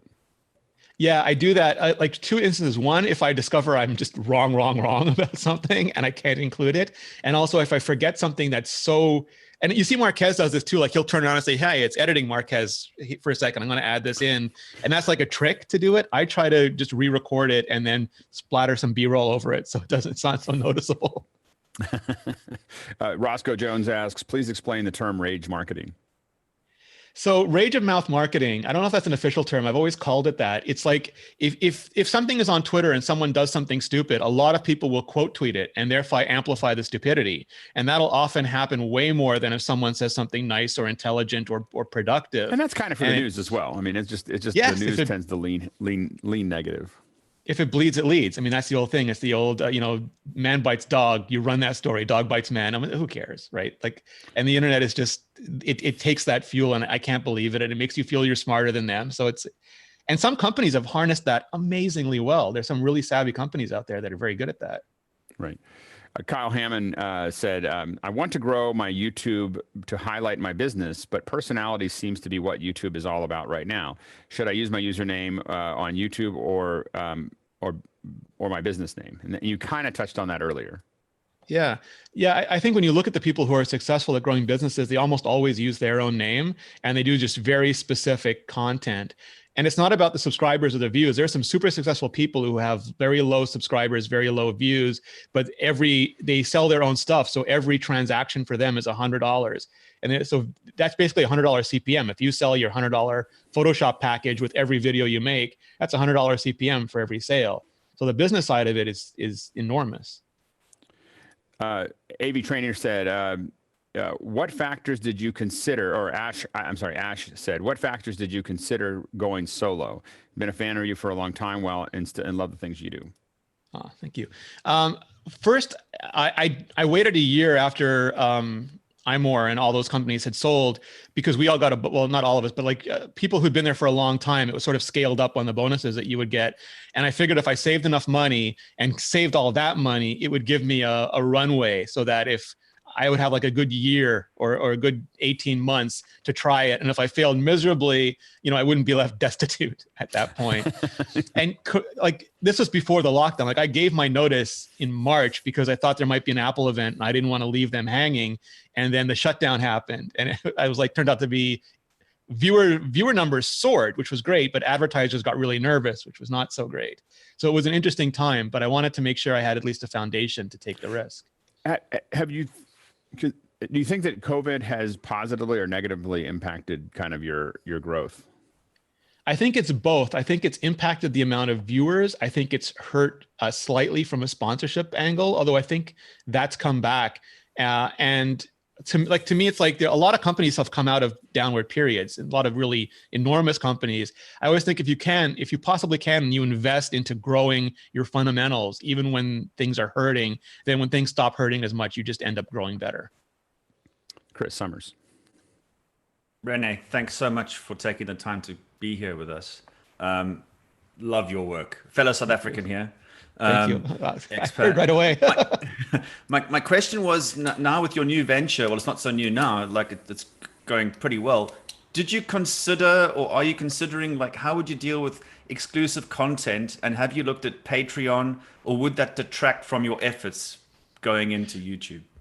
So I do have Patreon, and so what I wanted to do was make sure I didn't put anything into one basket, because like I'd done that with Future, and I always thought, like, there was a huge company, it wasn't going anywhere, but now we've seen a bunch of people get laid off from the biggest media companies in the world. And I always liked that I had MacBreak Weekly as something else. And I had, a couple other things on the side. So when I went into doing when I went into doing my own YouTube channel, I have sponsors for the first month of the video. So I don't even turn on AdSense or YouTube ads for the first month. That goes on a month later. And I just use it as catalog content. And it's small, but it's incremental and it's passive. So I don't have to do anything anymore. That video is already made. So that just gets a percent. And I should also say immediately, you still get a percentage of YouTube Premium. So even if you're not running ads and YouTube Premium people are watching the videos, you still get a percentage of that. And then I have Patreon as well, because that lets me do things that if YouTube decides, I hate this video, I hate your channel, bye-bye now, you can go to Vimeo. I still have some sort of like income stream. And then I've slowly been building out I write freelance, so I have that every month. And I have like 4 or 5 little buckets that by themselves are non-fantastic, but taken together, it's part of my way back to what I was earning as a full-time employee. That's great. George. Hey, Rene, George again. So are you obviously generating your own content, you're editing your own content. How much are you a critic of yourself? Because obviously it's a hard process to be able to edit your own content, I suppose. Yeah, the editing is way more time consuming. It takes me about an hour to film a video, and it can take between 3 and 8 hours to edit it. And it's always the B-roll. Like I always edit the A-roll super fast, and then it's finding the right B-roll, putting the right B-roll in, doing everything else, putting in lower thirds, those things. But my best and worst quality is that this is my hobby that I turned into a job. This is what I would be doing if I came home from a 9 to 5. So it makes blurring those lines really, really easy. And I don't have kids, so I don't have, like, there's no moral imperative for me to stop editing at any point in time.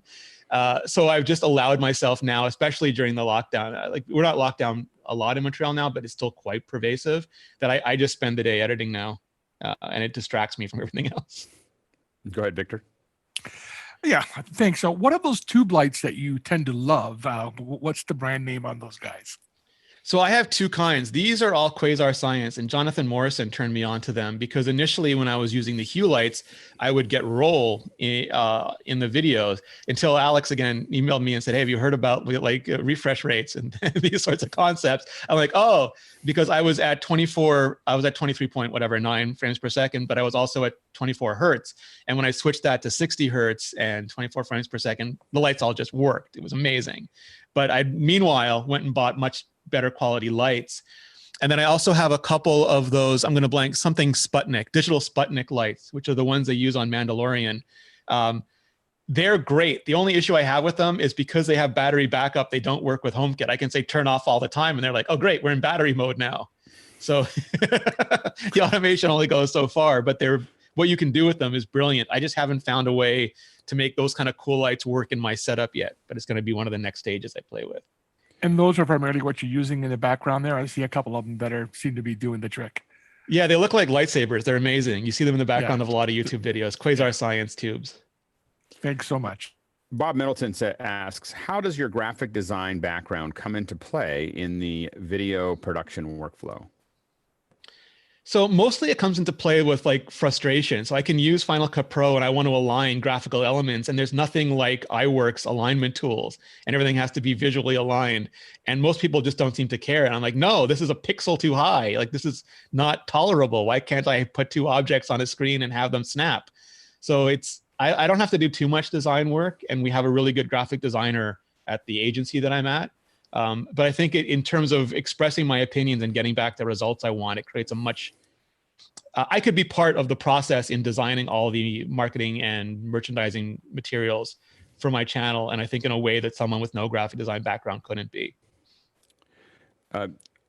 Raj asks, how would you decide what's going to be your, how would you design what's going to be your first video on YouTube? And would you or have you deleted your first video that you created? So like if you're getting started, what would you consider? What do you think people should use as their first thing to get out the door? So well, I mean, my first videos were on like the iMore and Vector channels, and I don't have access to them, so I can't even delete them if I wanted to. But from my video, I did the trailer first, and that's just because it was very specifically to reintroduce this channel to people who already knew me and just say, hey, I'm on a different channel. And I got a lot of people like Leo and Marquez to help me out with that, just to, I thought, to credential the channel better.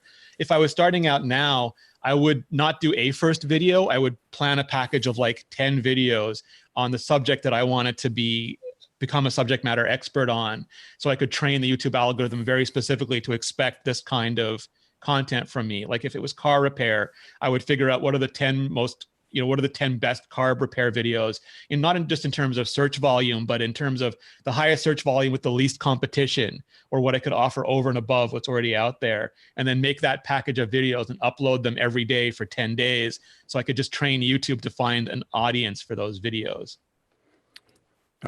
Peter Moore says, Rene, how many cameras do you have live, and do you cut everything in post yourself, or do you have anybody helping you with the edit? I do all the editing myself. I have multiple cameras. I have an older GH5 above me that's going to be replaced with my R5 whenever I can finally decide, my EOS R, whenever I can finally decide between the R5 and R6. But Alex hasn't been on MacBreak lately to tell me which one I should be getting, so I don't know yet. And then I do all my own editing, yeah. I'm not going to tell you. I'm going to make you guess. Okay. Roscoe said, where do you see Rene in 10 years? Is retirement in your vocabulary at all? So I tend to I did 10 years of basic schooling, then I did 10 years of web design and product marketing, and then 10 years at iMore. And so I figured 10 years at YouTube is a good goal. That's sort of what I planned out. And I don't know if it means YouTube, because there could be some other service I've never heard of that takes over and I'm going to have to adapt quickly. But I just mean I figured out it's going to be about 10 years of independent content creation. And then after that, maybe retirement. I don't know if we live in a generation that's going to be able to retire or not. And I think we have the opportunities to not make it like a binary decision. Like maybe I'll be working 2 days a week, making videos I really care about, or once a month, like Mark Rober, making videos I really care about. And is that retirement? Not really, but also it's not like daily grind. We lost you there for a second. Rene, we lost your audio there. Hold on. Am I back? Yep, you're back. Okay. So I was saying maybe retirement for me is like Mark Rober, where I make one really amazing video a month, and that's not really working every day, but it's not really retired. Yeah. Yeah, no, absolutely. AV Trainer said, Christian Turi said, how long did it take for your YouTube channel to make enough for it to be your main income? So it's tricky in that it's not my main income, but it is. And what I mean by that is I don't make enough off YouTube ads, and I don't turn them on for the first month. So I don't really know how much I'd make, but I have sponsors and I had pre-existing relationships with the agency that I'm with.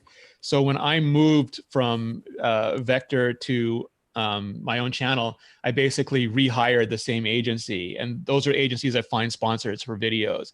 And the only question was, could I still convert? And once I proved I could still convert, it was a minimal disruption to that revenue.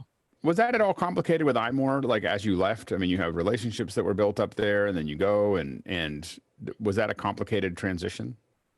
No, only in that I was always, because I had to be a self-starter. So the relationships I had at iMore were because of things that I'd built. Like the people at the agency were my friends, you know, and they came to Mobile Nations through me. Right. So it's just like the Mobile Nations part got separated. I keep my relationships there, but I was always in between the other ones as well. Right. Jeffrey? You know, I get emails all the time from different agencies to say, hey, we want to pair up with you and stuff like that. And I'm really on the fence of which one to go to. And I'm not asking you which one you're at, but how did you, was it something that you already knew them and you decided to go with, or what type of research did you do on that? So I'm terrible at business, like really legitimately terrible, which is why I try to do as little of it as possible and just focus on the creative stuff. But I had a friend that I did a podcast with many, many years ago, and he ended up starting his own podcast agency. And then while I was busy doing iMore, that became a YouTube sponsorship agency, and mostly with educational channels, like some of the like Half as Interesting and Wendover and Legal Eagle and a lot of the big educational YouTube channels. And he was the one who kept saying, you really should be doing YouTube. I can't stress this enough. You really should be doing YouTube. So when I started doing YouTube, he was part of it with me, and his agency was part of it with me. And it's standard.tv. Like I don't ever hide it. You'll see me on the page there if you go. It's mostly an educational channel. I'm one I think of 2 tech channels on there. So that part was easy, and I knew him, so I knew his morals, and it's creator first. Everything is chosen by the creators. No one's trying to make money off the backs of creators. They're trying to elevate the creators so everyone has a better future. And that sort of aligned with my vision of how this stuff should be run. Guy Cochran said, who inspires you? Oh man, I mean, well, Alex, obviously, because like, a lot of what I do is based on a lot of the stuff that I watched him do for many, many years. And then there's just so many people, both big and small, like people like Marquez and Jonathan Morrison, who do amazing, who turn technology videos into more than just, you know, hands on a table, things like that. But also a lot of the cinematography sites now I'm going to and looking at, and people who manage to do amazing things with little or no resources is always beyond impressive, because it sort of removes any excuse I have about not applying myself to solving the problems. That always is a thing for me, because I'm used to, as you know, I like toys, and then you see someone do something with their phone, and you're like, really? They did that with their phone? And I was like, it's really good, and I don't quite understand how they did that. Anyway, so. Well, no, it was funny. Like we used to have this joke at CES where like you'd have your camera, and then like Luria Petrucci would come by with her camera, and you'd go, oh, wow. And then Alex would come by basically in an ILM Iron Man suit, and everyone would turn and go, oh, wow. Robert Pearson asks, how did you end up in Mac Break Weekly? So that's I don't know for sure. I'd have to guess. Like you'd probably have to ask Leo. But I used to do rumors more often. I got out of rumors because I found it too stressful eventually. Because like you're always, am I going to be right? You know, someone going to get hurt for that? Like it's a whole different story. But I was doing some rumors, and I broke a bunch of stories, like Apple switching from the dock connector to the Lightning connector. And Chad, who was the producer at the time, reached out and said, "Hey, Leo saw your story. I'd love for you to come on and talk about it." And I did that. And then I was away at a conference, and I got an email saying, I think Alex had to go away for a couple weeks to work on the secret projects that he's always working on. And they were looking for someone to fill in for a month. And I'm like, yeah, sure, absolutely. And then they invited me back a few more times, and Alex got more and more gigs. And then eventually we just all ended up staying on together. And it's a really good mix. So, you know, I think that I think the thing I like about Mac Break the best is that we all represent very different views of Apple. You know, inside of that, in the industry, and there's something about everything from Andy's view to your view to my view to Lori's view and then Leo kind of just trying to keep track of all of us. Yes. You know, and poke us. Yeah, exactly. But I think that, you know, because we come from very, you know, you and I are probably a little bit more towards understanding why Apple's doing what it's doing. Andy's man of the people. You know, and representing, you know, the we've got to remember the little guy too, and Lori is kind of in between and really looking at that kind of consumer angle. And I just think it's a really interesting mix that it's like just all the right ingredients. Yeah, absolutely. Yeah, absolutely. Dave Note said, "What's your opinion of TikTok?" So I love TikTok in that it made it super easy for people to create videos. And you can argue and say, yes, it's just people dancing. But I mean, just getting people to create videos was a solution that very few other apps had ever solved. They were all very hard, or it was very difficult to actually make and share a video that you would be willing to make and share. And TikTok totally solved that. They don't have a good way for anybody to monetize on the platform. So they're basically just eating off of all the videos that are being created by them. And I think that's hugely problematic, especially at the size they've gotten to.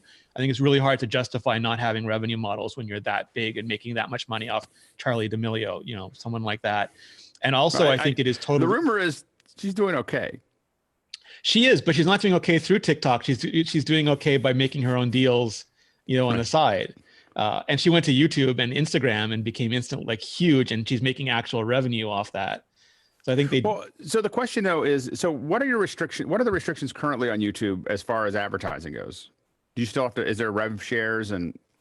Yeah, so I mean, if you're doing classic AdSense, you have to have, I think, 1,000 subscribers and 4,000. You're not doing classic ad, but like if you want to have your own sponsors for your show, what's the process there?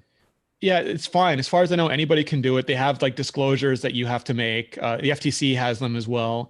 YouTube has a process for them. I'm guessing if you did something inappropriate and you got complaints, you'd face the same time of community. Wasn't there a point though that on YouTube that you couldn't run your own ads? You couldn't build your own ads into the show, and they've backed away from that. Yeah, because it resulted in people doing like the really cheesy, sneaky, like, oh, I'm eating a Burger King hamburger, bite, you know, it's sort of, I'm going to save this to my Drobo, you know, it was worse for everybody.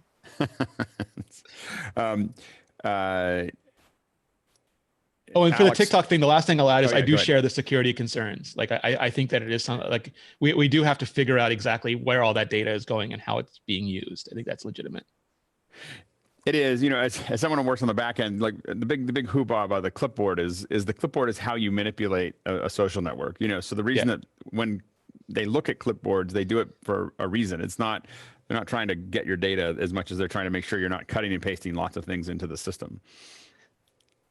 Or you were going to say something about that, or not? Or no, I just mean like there is a huge. I think Ben Thompson had a great article about the ideological differences between America and China, and that a lot of us look at it only from the American point of view, and that sort of it both makes us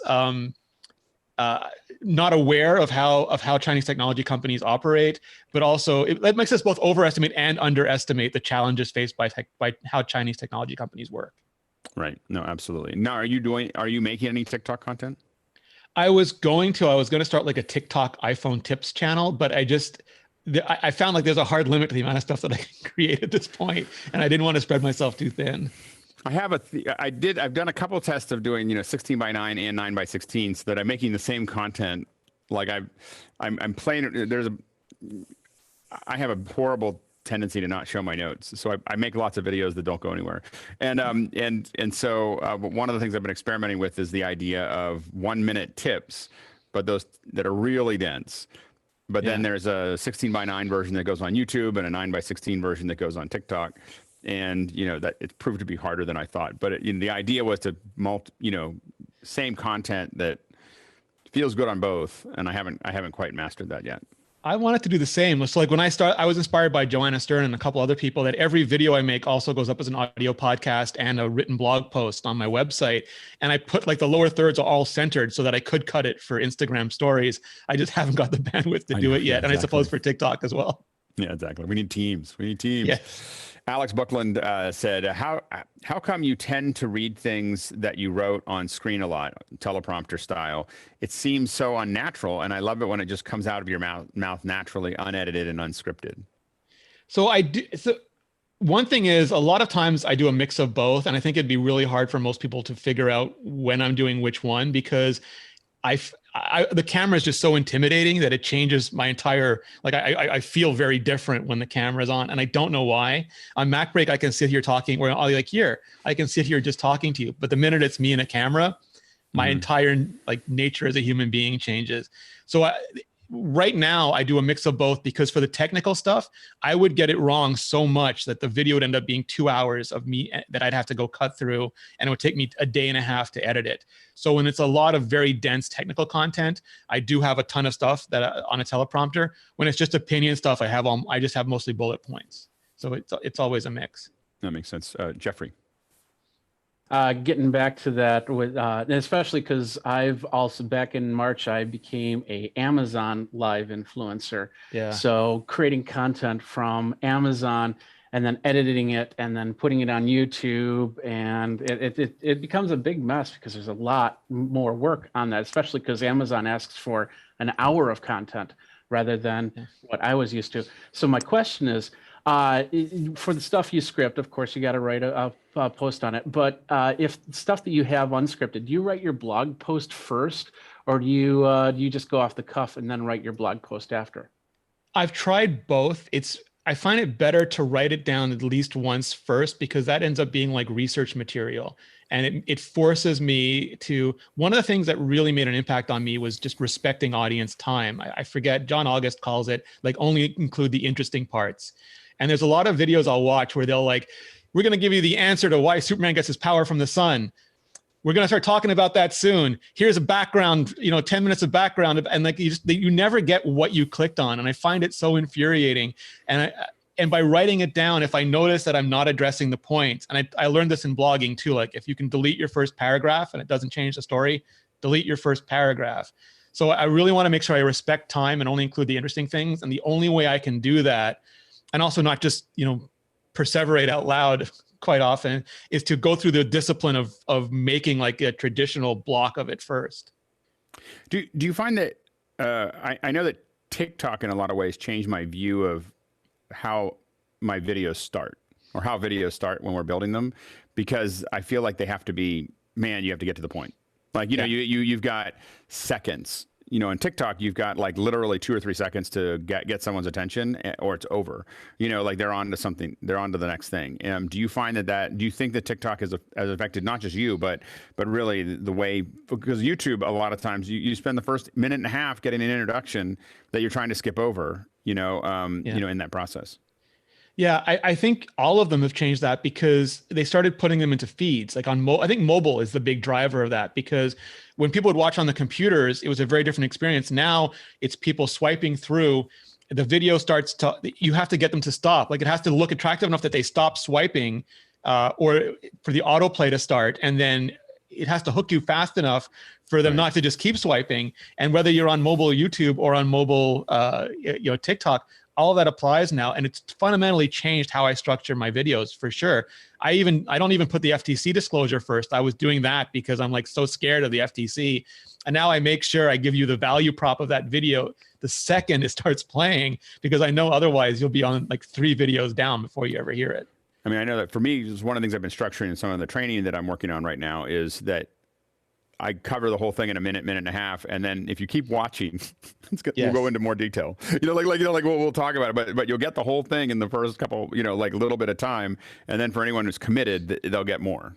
And the crazy thing is, that's how we used to have to develop the early computer interfaces, because casual users only look at what's in front of them, but nerds will go like any amount of layers deep. So you would build the most important features on top, and then everything else would be in multiple levels of button pressing. And now we have to do that for videos too. Absolutely. Now, Ken Jordan asked, did you decide to set up watchnebula.com so that you weren't totally reliant on YouTube? So that sprung out of Standard. Nebula sprung out of a bunch of the Standard creators all wanting, like everyone had a video demonetized, or it was during the adpocalypse, had a video demonetized, or just didn't get any views because the algorithm wouldn't. Can you explain the adpocalypse? I don't know if everyone knows what that is. So YouTube, it's the same way, like YouTube's customers aren't the people who make videos, they're the advertisers who pay for their ads. And at one point, a vlogger named Logan Paul did a highly inappropriate video involving Japanese suicide forests that just chilled the entire industry. And a lot of the advertisers stopped spending. YouTube started cracking down heavily on what the content was. And for a while, it was really unclear how much money anyone would be making on YouTube anymore for a while. And so this was built up as as a way. So for example, I did a Nebula original on the opening sequence of Buffy the Vampire Slayer and how I think it changed TV. If I put that up on my channel, nobody would know what to do with it. You know, it'd be a complete failure, but it's part of a series of different creators doing that on Nebula. And that lets us do a lot of things we just couldn't do on YouTube. That's great. Jamili Jack said, having covered live events as a tech journalist, do you prefer the previous format of live events or the last format of streamed edited video? I think specifically Apple's keynotes. I think they both, like, those are extremely stressful to cover. Like, and when you add travel to it, the amount of time, the amount of production time you lose just on travel, not just flying to the venue, you know, that's like 7-hour flight for me, plus driving to the airport, but you have to move around inside there. And then you meet people that you haven't seen and you have conversation. Like, from a pure production standpoint, I can get more videos done covering it the way I'm doing now from home with them doing pre-produced pieces. But you very much miss out on the other humans, the networking. And for example, with the iPhone event coming up, there won't be like a hands-on area. And that's good because CNBC and their camera crew won't be knocking me sideways.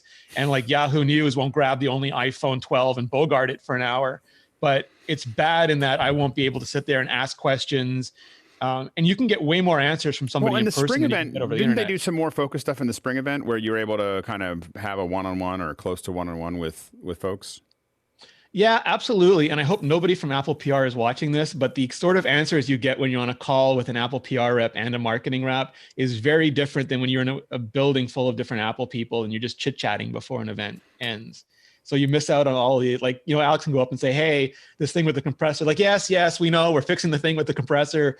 Whereas on the product call, it'd be like, we have nothing to say about compressors right now. Can we move along? Right. That's interesting. Raj said, do you process your audio and what do you use, hardware and plugins? If it sounds really good, and I'm terrible at audio, so if it sounds really good, I don't tend to do anything with it, but I'm always playing with like the settings on the camera to try to capture it as well as I can. Otherwise, I use RX7, which is terribly expensive, but I found can fix almost anything from de-reverb to de-noise to de-essing, leveling, all those sorts of things. It's like audio magic. That's great. Dave Burke said, do you or will you concern yourself with maintaining older published content, such as revised content that is no longer accurate? I'm interested in your philosophy on the practicalities. So I try to fix it going forward. Like, I always try to put the best information I can in the content when I create it. If it's a video, you can't really change it. Like, and there's some mega people who can probably go in and have their videos changed by YouTube, but I am not one of them. So I'll add like an errata section to the top comment and pin it if I've made a mistake in the video. And then I'll at some point, if it's still a viable and interesting topic, I'll make a new video about it and address it, and then go back to the old one and link to the new video.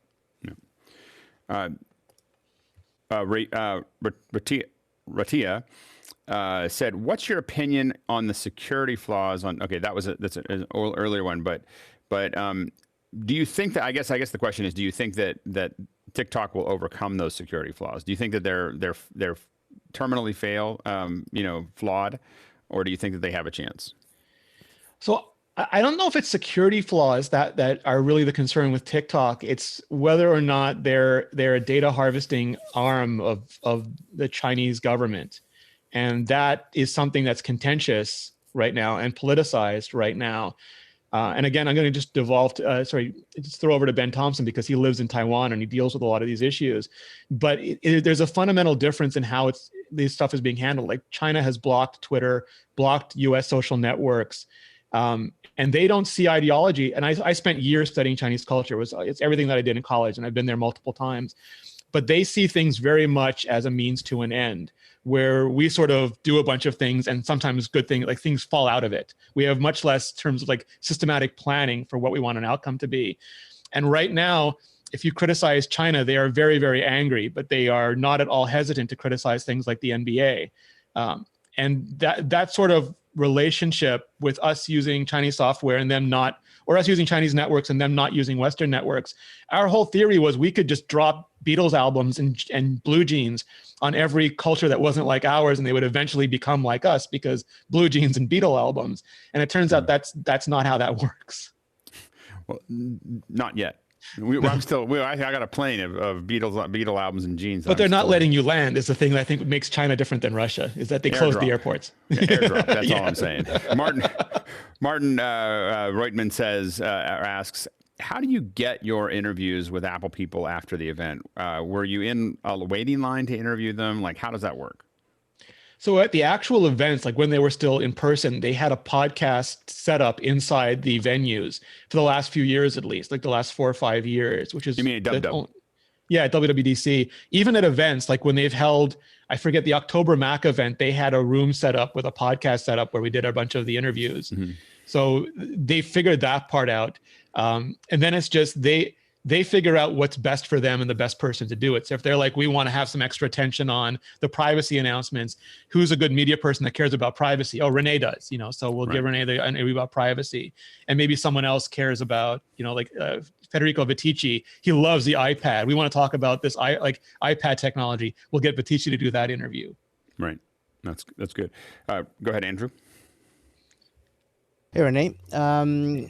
A question I have is, now that everything's changed, you're working from home more, and to get, new stories and about, let's say from Apple, for anywhere, doing it this way, do you feel that you have to maybe rebuild some sort of contact or with people so you can get the story in person, in a say, like the way you used to when you were there, like talking to the people directly, that without the actually publishing people, so that you're not like just aggregating stories that like everyone else would be. If you have the same, do you like improve the access to what information you can get now, or you're working on that? It's harder now because it's just like everyone is working remotely, and you just don't have, like, for example, at an event, we would all be at a bar afterwards just chatting. And that can be hugely like not that anyone tells you anything they wouldn't tell you off the record, but like you can just, any misconceptions you have or things that you didn't get right the first time, they can say, oh, we saw your article and it's not quite injecting it into the GL stack. It's actually side buffering it this way. And you're like, oh, thanks. Like those little opportunistic, those serendipitous things don't happen. So you have to just do a lot more work and vetting and checking. And I go back and I check a lot of stuff over and over again I hate the idea of being wrong on the internet. Like there's nothing keeps me up at night as much as being wrong on the internet. I think that was the big one for those of us who are in radio. That was one of the things that we're really happy about, was that there was so many bad shows that no one remembers that I did. Yeah. I did hundreds of shows in the late 80s and early 90s that no one will ever remember because I was the only one recording and I destroyed the tapes. Yeah. So so that and I think that's the hard part of the internet, is that everything is a record. Even just little quips. Christy asks, what teleprompter do you use? So I have an iPad that I found a mount for it that you can just put it onto a standard tripod, and I have that underneath the camera. And then I use an app called Teleprompter Plus, which is super janky, but it basically lets you use one iOS device to control the teleprompter on another iOS device. I wish it would use like machine learning to understand differences in word lengths and line lengths in terms of cadence and timing, or use some kind of audio processing to know what I'm saying, to know how fast it should go on its own. But none of them are that advanced yet. I have so many dreams, but that's what I'm using now. That's good. Ken Jones asks, and it's probably the last question we're going to have for you. Rene, what are the 2 or 3 things you next want to do? So, oh, that's hard, because I tend to look at like the next video in front of me. I do want to get much better at the audio, just understanding the audio. And I want to get technically better. Like I want to get technically better at understanding how every part of my production pipeline works, so that if I see something wrong, I know, oh, the light is rolling, I just have to change this, or the audio is hissing, I just have to change this. So most of my effort and time right now is going into better understanding the technical aspects of production. So I am no longer their victim, but I am a little bit more of their controller. That's great. Rene, where's the best place for people to find you? I am like remarkably consistent or boring. So I'm Rene Ritchie on almost everything. So youtube.com/ReneRitchie, Twitter/ReneRitchie, Instagram/ReneRitchie. It's so great. I don't get to see you as often because I'm not on MacBreak as much right now. So it's so great to see you. But thank you so much for coming and sharing some wisdom with us. No, thank you for having me. This was delightful. Yeah, absolutely. Hopefully we'll get you Tot back. ziens, All right, Rene. thanks. Tot ziens. Bye. Tot ziens. And thank you. I really appreciate it. Now we're going to shift gears yet again. Oliver Breidenbach's here to talk about MimoLive. He's going to be answering your questions, questioning your answers. We are going to, I know this is going to get complicated for everyone. Because Oliver hasn't, we're just testing this Q&A system. I don't want to force him to try to figure out how to do all those little bits and pieces. And so we're going to shift our Q&A and questions and everything else back to, in this case, back to the standard system, so the Q&A. So for Oliver, go ahead and start using. I'm going to go ahead and dismiss everything so that we just kind of clear it out. And then clear that deck and use the chat and the Q&A inside of Zoom, not the external one that we've just been testing. I do want to thank everybody for testing it and giving us feedback. We'll probably talk about it in the pre-show tomorrow some more and get your feedback on it. We're not going to use it tomorrow, but we'll get your feedback on what you liked and didn't like. I've got a long list. And Chris, when you're talking in the chat in the external system, Chris, the programmer, is in the chat. so he's so you're talking to the person writing the code. So anyway, thank you all. I have to go, of course, to another meeting, so I will yet again miss this. 9 o'clock is the beginning of my workday, but I will. But I'm off. I think I can now leave because Mickey has the host, right? I left earlier today. You're still host, right, Mickey? Yes, sir. Okay. So we're going to keep it streaming and we'll keep going. I'm going to drop out. All right. Thanks everybody. Thanks, Good Alex. to see you, Oliver. Thank you. All right. See ya.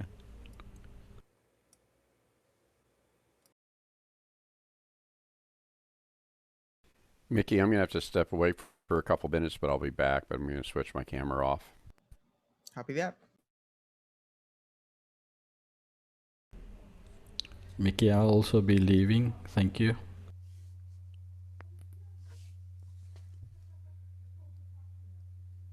And set me to attendees, please, Mickey.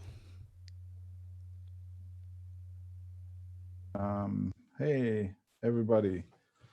So why can't I hear can you hear me? Yes. Yes.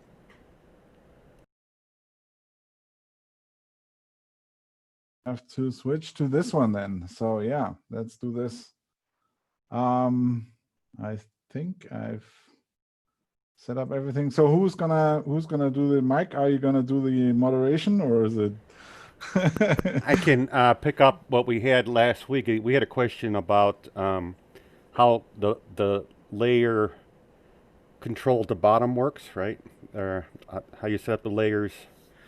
Okay, I should run my copy so I know what I'm talking about. That lower middle window on the layers. Yeah, yeah. And so that's one thing we had from last week. Then we have a question from Michael Jones about loopback, when you use loopback. Okay, so let's get started. Today, I think I announced on Discord that I'm gonna do a deep dive into the MimoLive remote control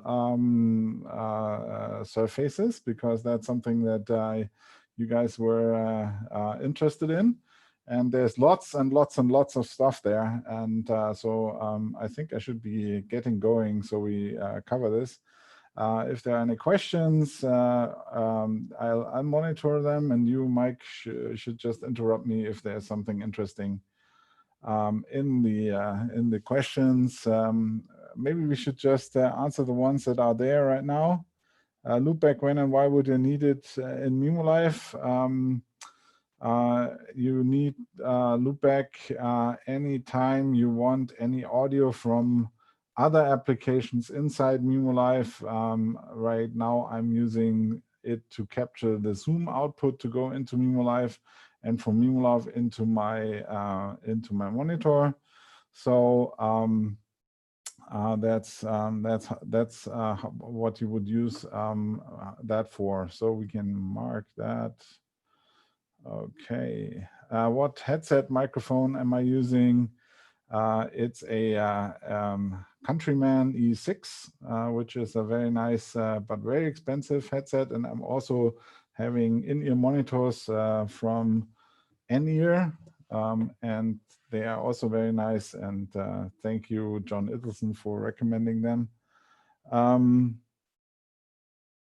Is that any other questions? I like the ease of use using MimoLive Reporter for bringing in an interview participant and have a local recording to retrieve later. Is there a way to confirm the local recording is indeed recording? It's a bit flaky lately. We are looking into that. You should be confident that it records, and sometimes the only problem is that you can't find where the recordings are, and that's because in one of the recent iOS updates, the colors changed, so the tab isn't clearly visible.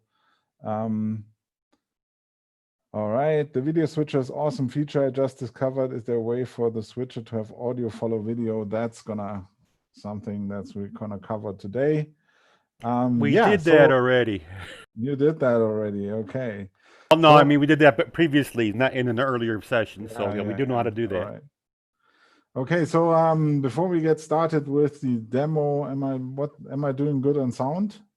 Is that, yes. Maybe you can go up a bit on your level. Mikey, can I go up? Can I go up? Oh, okay. And the other question was about the question about layer sets. How do you use those? That was a question from last week. Let me see if I can switch to my loopback. I can switch to my other output here. Loopback audio, zoom to MimoLive.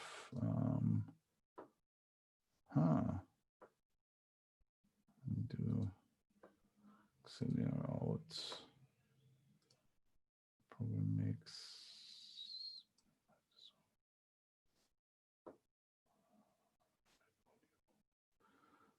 Turn it on. Now so can you still hear me? Yes. Yep. I'm a little louder, right? I can't hear you. Give us a few more words. I hear you now. Yeah, it's good level. You can bring it up a smidge, but it's okay. I'm screwing up things here. So how is that not working? All right.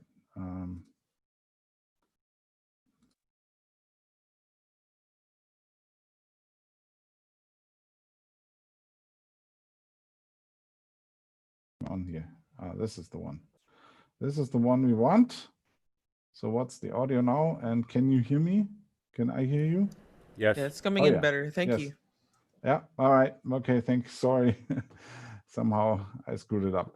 Okay. So before I get into the demo, let me just quickly tell you the marketing spiel on the remote control surfaces. So if you look at the MimoLive UI, you notice that there's a lot of information, and to make it more easy to run a show on your own or have other people control your show and without them having to learn all the in and outs of MimoLive, we have created a system to allow you to create a control surface which only has the buttons you need to run the show, which is usually much less information than what you need to set it up with all the sources and layers and so on and so forth. And you can reduce the number of buttons you need for running a show to actually just one if you take it to the extreme. And it's really easy to operate MimoLive during a recording or during a live stream using the MimoLive remote controls. Okay, now you're not sharing your desktop at the moment, Oliver. No, I'm not sharing my desktop. I'm just giving the, I'm going to share the desktop in a second. So also we designed it so you can cooperate with multiple people to control a show. That's especially important in education where you want all the kids in the classroom to share in the production. So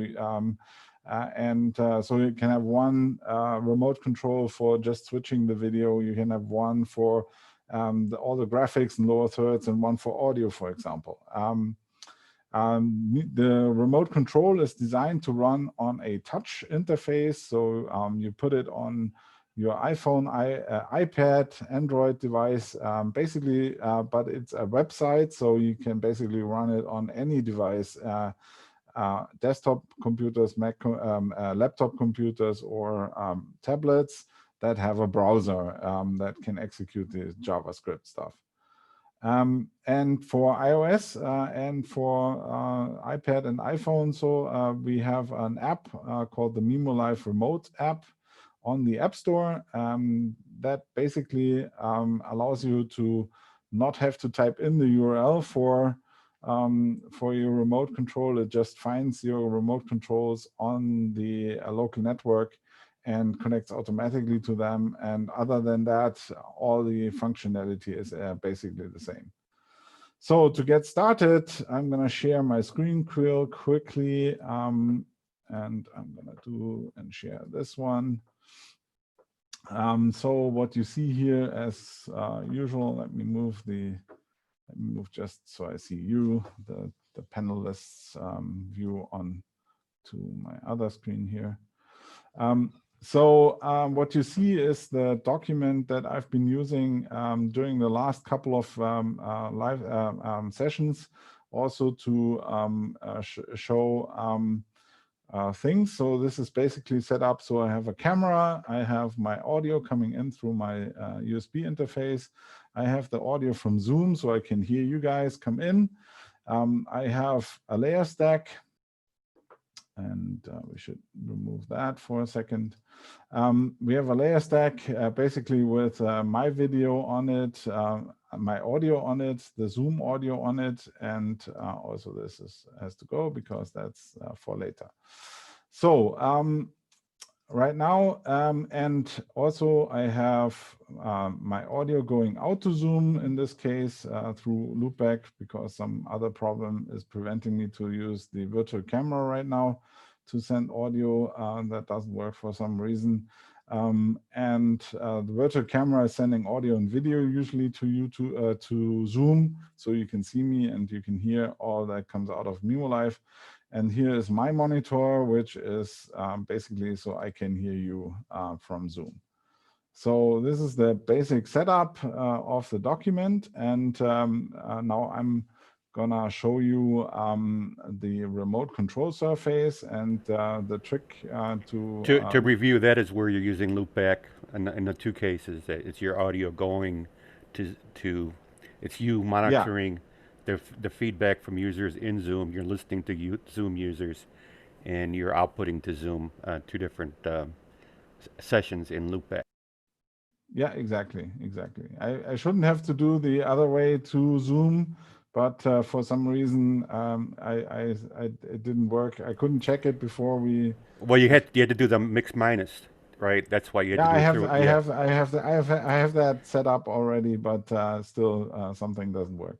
So I couldn't check it before because the Zoom call was also already going on. So, but now let's dive into the remote control surface. To turn it on in the window title bar, there are three buttons right next to the status display. And the middle one is what brings up the remote control surface. And if you haven't done this before and doing it for the first time, you will get a message telling you how this works. Also, some concerns. It's an HTTP server running on your local network, so it doesn't serve anything. So it only responds to requests regarding the API. But you might want to make sure that you secure access to this network so that people can't screw with your remote control. If you open this, and then now the HTTP server is running and I get my remote controls. I already have a simple remote control set up, but I can create a new one here. Let's go and create the new one.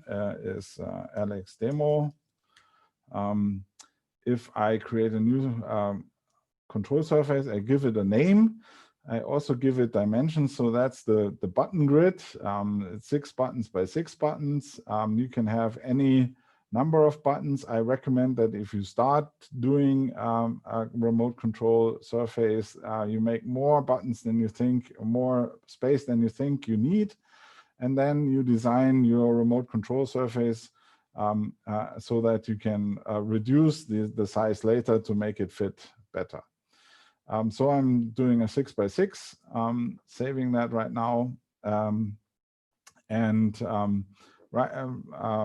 Right out of the bat, I get a list of my list of layers, and I can just select the layer, drag in the button, and then I will have a button that controls the layer, and I can switch it live and just turn it on and turn it off. And that's basically how this remote control works. We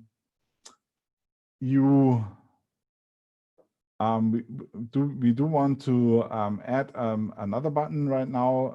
I'm going to show you how to do that. For example, we want a station logo and be able to control that station logo. We put that into the layer stack, move it to the top, and now we can turn it off and on. And we can switch back to the remote control surface, and we will see that there's a new entry here for the station logo layer. I can pick that, drag it over here, and now I have a controller for the station logo, which I can turn off and on. So that's the basics for how this remote control surface works. You can have as many control surfaces as you want to.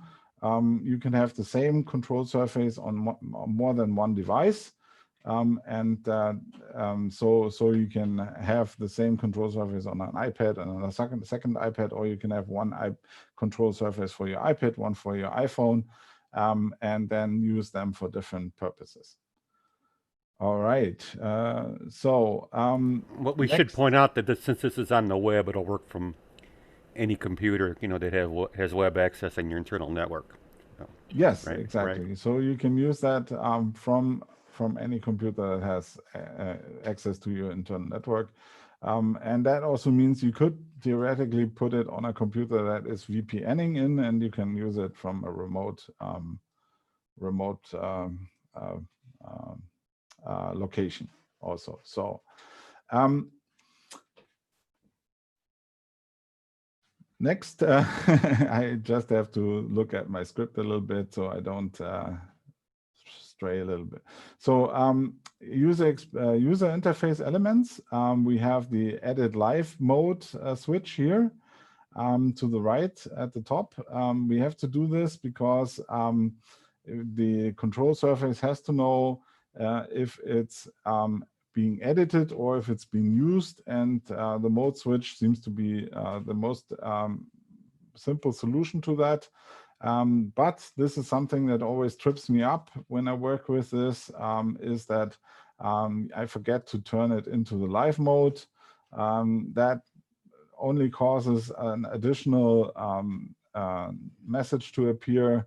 So it's not catastrophic, but it's something where you might want to check.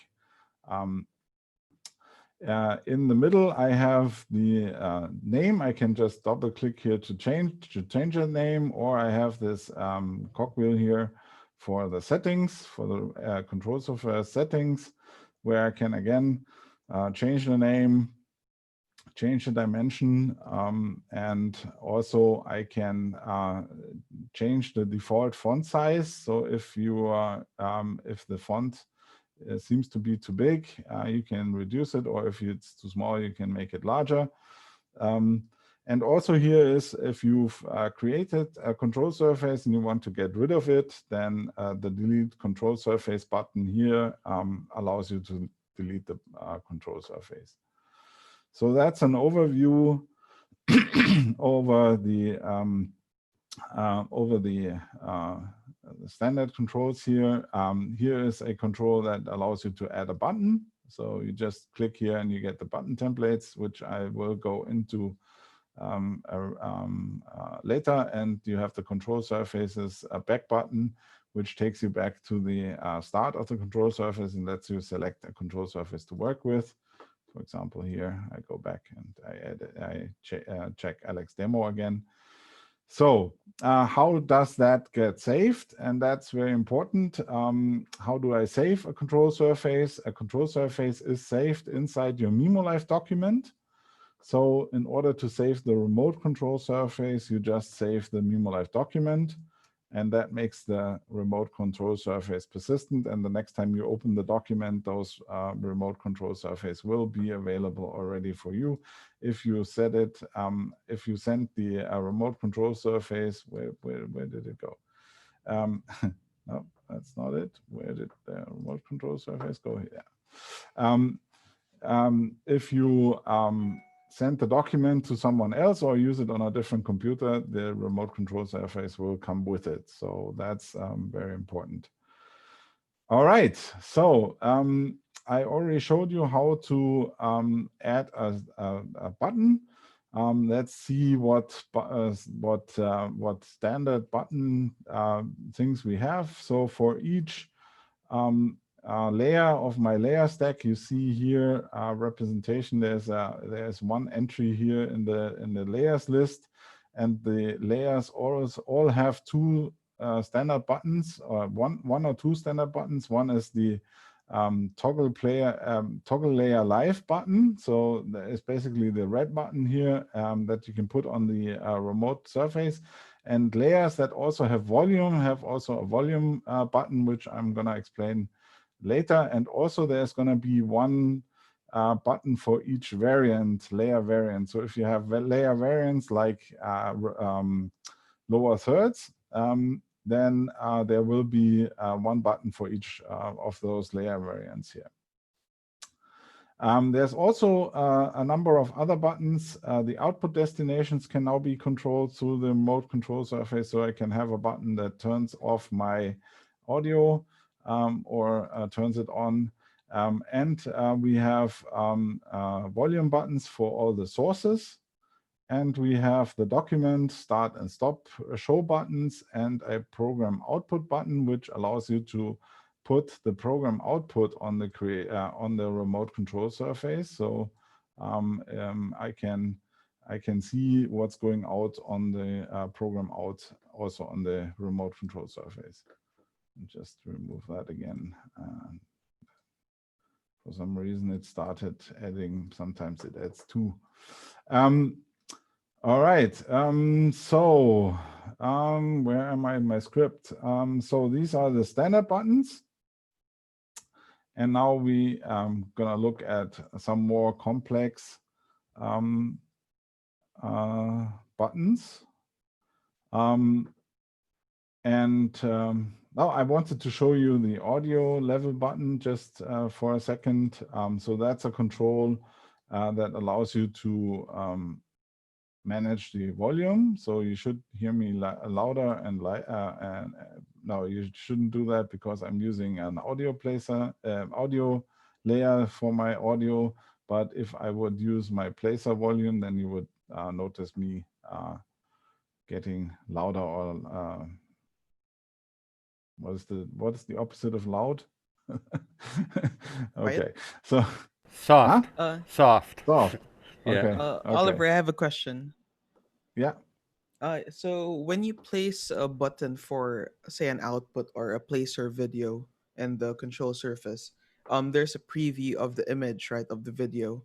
What's the overhead like in term for rendering out this preview to the remote So surface? this preview has only a few frames per second, and it's a motion JPEG, so the overhead is very so small. it's not an actual video stream. No, it's not a video stream. I think it's a couple of frames per second, which is good enough for allowing you to switch stuff. It's not good enough for fast sports maybe, but it's good enough for a discussion panel. Knowing or what things you're like that. switching to. Knowing what you're switching to exactly. So yeah, I'm coming to that. So, all right, a couple of more complex standard layouts I'm gonna show you. And let me just clear this. I'm just gonna start a new control surface. So I'm gonna add a more complex thing like the switcher to my layer stack here, the video switcher layer. And the video switcher layer can have, for example, 4 sources. I can have my camera, main camera, and I have other sources here. And I can now switch that live. You won't notice that difference here, and except for that it's in the wrong Z space here. But if I go back and create a new control surface, let me call that video switcher. I think I need more. No, I don't. Yeah, I didn't. Do I need more than 6? Yeah, I need more than 6. So I have to make it bigger. So I can show you. It's all right. Okay, so I have more space here. And if I add a button here from the video switcher, I get special layouts for the video switcher. I have, for example, a full-featured layout for the video switcher, which I can drag in. And that gives me previews for all the sources, and the layers below can't get a preview, but I get all the sources that I've assigned to the switcher. And I can use the cut and dissolve directly. So I have buttons here that allow me to dissolve to Z and come back to cut B and come back to dissolve to A. And I'm also, as you can see, I see the preview on the show, and we can get even more complex. If I, for example, add something from this sports pack, sports graphics pack, which is new, the basketball run of game layer, which is very complex. You see here in the center column, you see all the buttons and all the dials and stuff that you have to control this. So you can show everything that's related to basketball. You see that in my graphics, in my camera feed. Let me see if I can move it up a little bit so you see it. And of course, this is a very complex thing to run. So we might want to put it on a control surface and put it into a hand of a person that is very familiar with the game of basketball and can keep up with what's happening on the court. And let's create a basketball controller. We need many more spaces. I don't know exactly how many. I think right. Okay.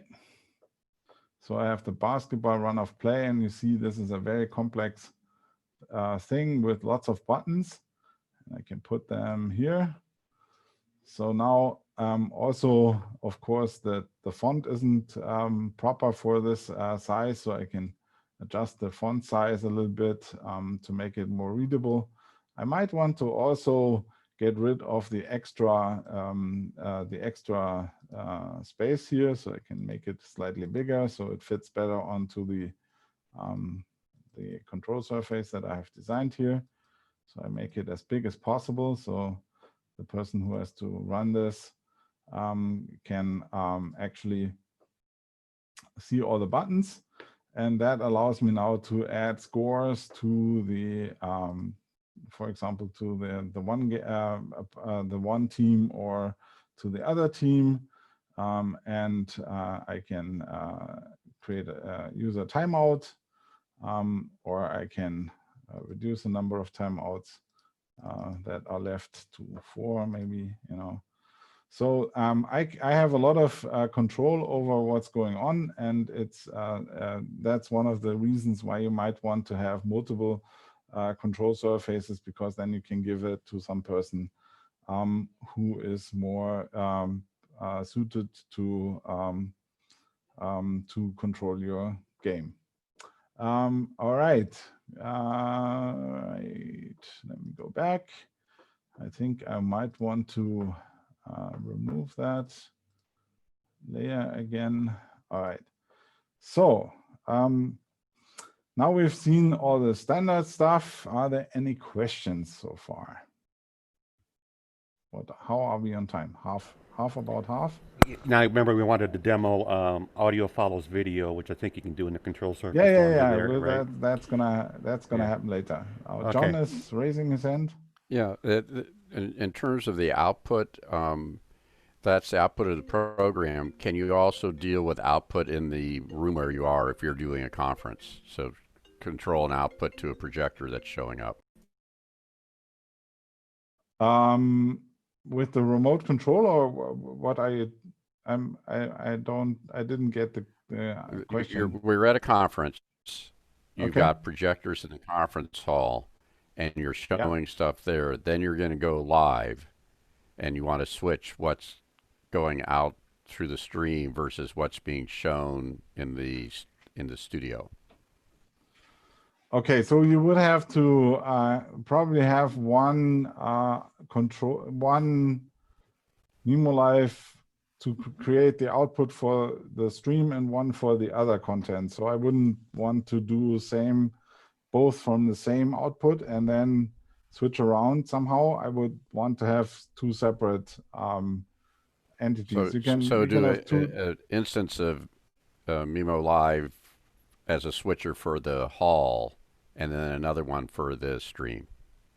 Yeah, exactly. So yeah, and you can do that actually in MimoLive with just two documents, and then send the video from one into the other, so that you don't have to actually do the switching for the content twice, but you have like the control of what goes out, and you can put different outputs onto the different content onto the different outputs. All right, so let's dive in more into the super cool stuff with the remote control surfaces, and that's the custom buttons. So I'm gonna set up. Let me see if I need. Oh yeah, so I have. I'm gonna remove the switcher again. So I have the placer here, and the placer has a nice button here called Freeze Source, and I can show you that. I'm just and once I click that button, I'm freezing, and then I can unfreeze that, and I'm doing the same thing again. And so there's a nice feature there which allows you to do cool effects. And we now, and as you've seen, there's no standard button for that on the remote control, but we can still do that. Well, we need an 8-second jump back because we're all used to that in DVRs. Yeah. We there's also a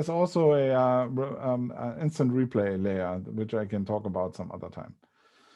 So let's do the Alex demo.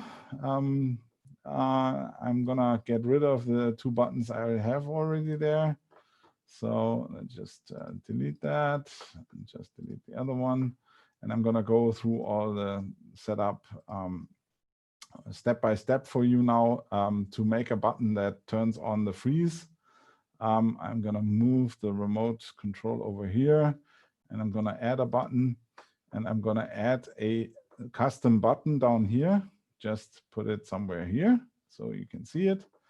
Right now it doesn't have any color, it doesn't have any anything on it. So we click on the cogwheel here to get the setup panel here. And first of all, I'm gonna give it a name, and I'm gonna call it freeze. I'm gonna give it a color so I can see. I can use colors to group my buttons into functional groups, for example, or to make them stand out so I find them more easily. I can select an icon. Let's do the stop icon here. I can also make it bigger if I want to. I shouldn't have put it onto the corner here if I want to make it more wider, but I can make it higher. So if it's important, it's an important button. So I can make it bigger. I can control the font size. So if I wanted to make it stand out more, so I can see it more easily. And down here, I can define the interaction, and there's an action interaction. So I want this button to put out an action, and I can choose the action here. And if I dig in to my document structure, I can go into the placer layer. The main camera variant is the one I want. And then there you see the free source button that I can put here into the action. And once I've done that and I turn the thing live, I can control the freeze from my remote control surface, turning it off and on. And the next thing, of course, I want to be able, I should unfreeze myself so you don't get confused. And the next thing, of course, is I want to see if it's on or off. So I have the button has a live state indicator, and I can select the live state indicator. I can select the placer layer, and I can select again the main variant. And I want to know the free source switch is what I want to see if it's on or off. So right now, I've added that, and I can just turn it live, and I can freeze or not freeze. And you see the red indicator tells me down here if this is active or not. All right, lots of fun so far. What next? I want to have also some text appear showing that it's now frozen. So I'm adding a new layer. Maybe I should move. Yeah, it doesn't matter where. Annotation layer, for example, I move it over here so it doesn't interfere with the logo. I give it some text here, freeze. I'm also gonna change the appearance a little bit so you can see it better. I'm gonna make the text black and make it a little bigger. So, all right. And also, I'm gonna turn off the drop shadow so you can more easily read it. The other things I don't care about for now. So I have a button that shows up, a text annotation that shows up when I have when I'm freezing. So how do I link those two? And those two I link through the remote control surface. And the remote control surface, I have to go back here. Let me just close them. I want to add that to this button. So I add a second action to the button. In the interaction area here down here, I can add an action, and the action I want to add is I want to toggle the live state of the annotation layer together with my freeze. So that's fairly easy. And now if I press the button, two things gonna happen. One is my source is gonna freeze, and also the text is gonna appear here. So this way, right? So, and then unfreeze it. So this is how you can add multiple actions to one button. So you didn't have to do toggle follows, or follows toggle. It will follow that automatically. Because you said make it live, Yeah. but you didn't say that. Yeah, I'm telling the button specifically what it should do, which is better than having it, do some, depending on what the state is already. But if you have it say follows live state, that says go unlive when you're not live. But in this case, it did that even though you didn't choose that option, right? So right. you said go live, and it also goes unlive. It also follows the toggle state. Yes. Okay. Yeah. Right. So let me see. Okay, so one more thing I want also a sound effect. If I freeze here, so I'm adding another audio layer, and I'm gonna put that to the bottom because I put everything that's not visible to the bottom of my layer stack. And I'm gonna drag in a sound here from the Final Cut sound library, which is nice. If you have Final Cut, there's lots of sounds you can use. And I'm gonna also tie this to the to my button here. Just have to bring back my remote control surface here. So I'm gonna add the audio. Come on. I'm gonna add a third action even also, and I'm gonna do the audio and also toggle that live. So once I press the freeze button,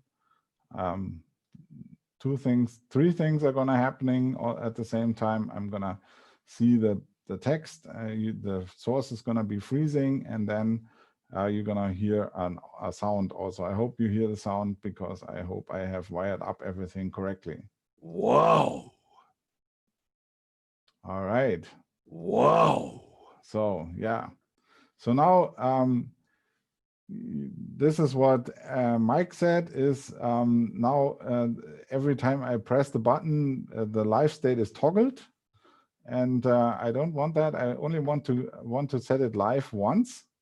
So I have to go in and change that, remove that again, and change that to, where is it? Set live. So if it's not live, then if the, yeah, no, do I have a thinking problem now? Wow. All right, good. Okay, so we've got the freeze button, and this is actually the recommended way, which I recommend everybody if you want to have multiple things happening at the same time.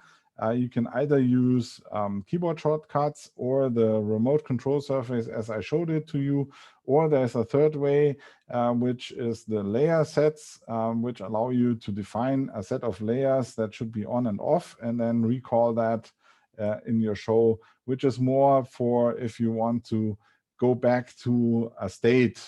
So if you can build sections of your show, and if you want to go to the start of the section, then everything should be configured the same way. And you can do that also through a button on a remote surface, but layer sets are more easy if you want to have the whole layer stack reflect a certain state. I have to take a quick sip of water. So all right, so another couple of interesting things I can do here at this point. I can also, I want to see, instead of the button here, I want to see, and that's what Mike referred to earlier, is I want to see the actual output. And I have the option down here below the live state indicator. I can select the video preview that I want to show on this button. So in my case, I want to go and see the program output on the button. And the advantage of that is that I can see on the button that what it looks like if I press the freeze button, and you will see it right away. And I will see the output, and I can use the remote control basically without having to sit at my computer. I have a couple of customers, for example, covering sports events for junior teams, and they take the iPad with the remote control and sit up front, and they set up with the computers and the cameras at back. At the back of the stands, and they can still sit there and watch watch the game and control everything from their controller. So, and another and this preview source, there's a neat trick I can do if I want to do lower thirds, and I want to put a picture of the person on the lower third instead of their name. So I'm going to show you how that works. I put a lower third in my layer stack, put it up top, and I'm going to call myself Oliver. That's how I want to do this. So I have quickly put together a lower third, and I want to be able to put that on my remote control surface. I have to move around the windows a little bit. And I can, of course, just put the button here with the lower third, put it here. Now I just have the text on this, but I want to see my picture there. So what I do is I bring in a photo of myself, which is this one, put it into my MimoLive document, and now it's a source. And as it is a source, I can select it as the preview on the button. Well, let me just bring back the thing. So I can just select it as a video preview on the button. Just going to find it here. So instead of my name, I can now have a picture of myself on my buttons, which can be useful if you have a panel discussion and need to identify all the people that are on this button, on this panel, and which is a neat trick. All right, so more cool. I'm going to remove that.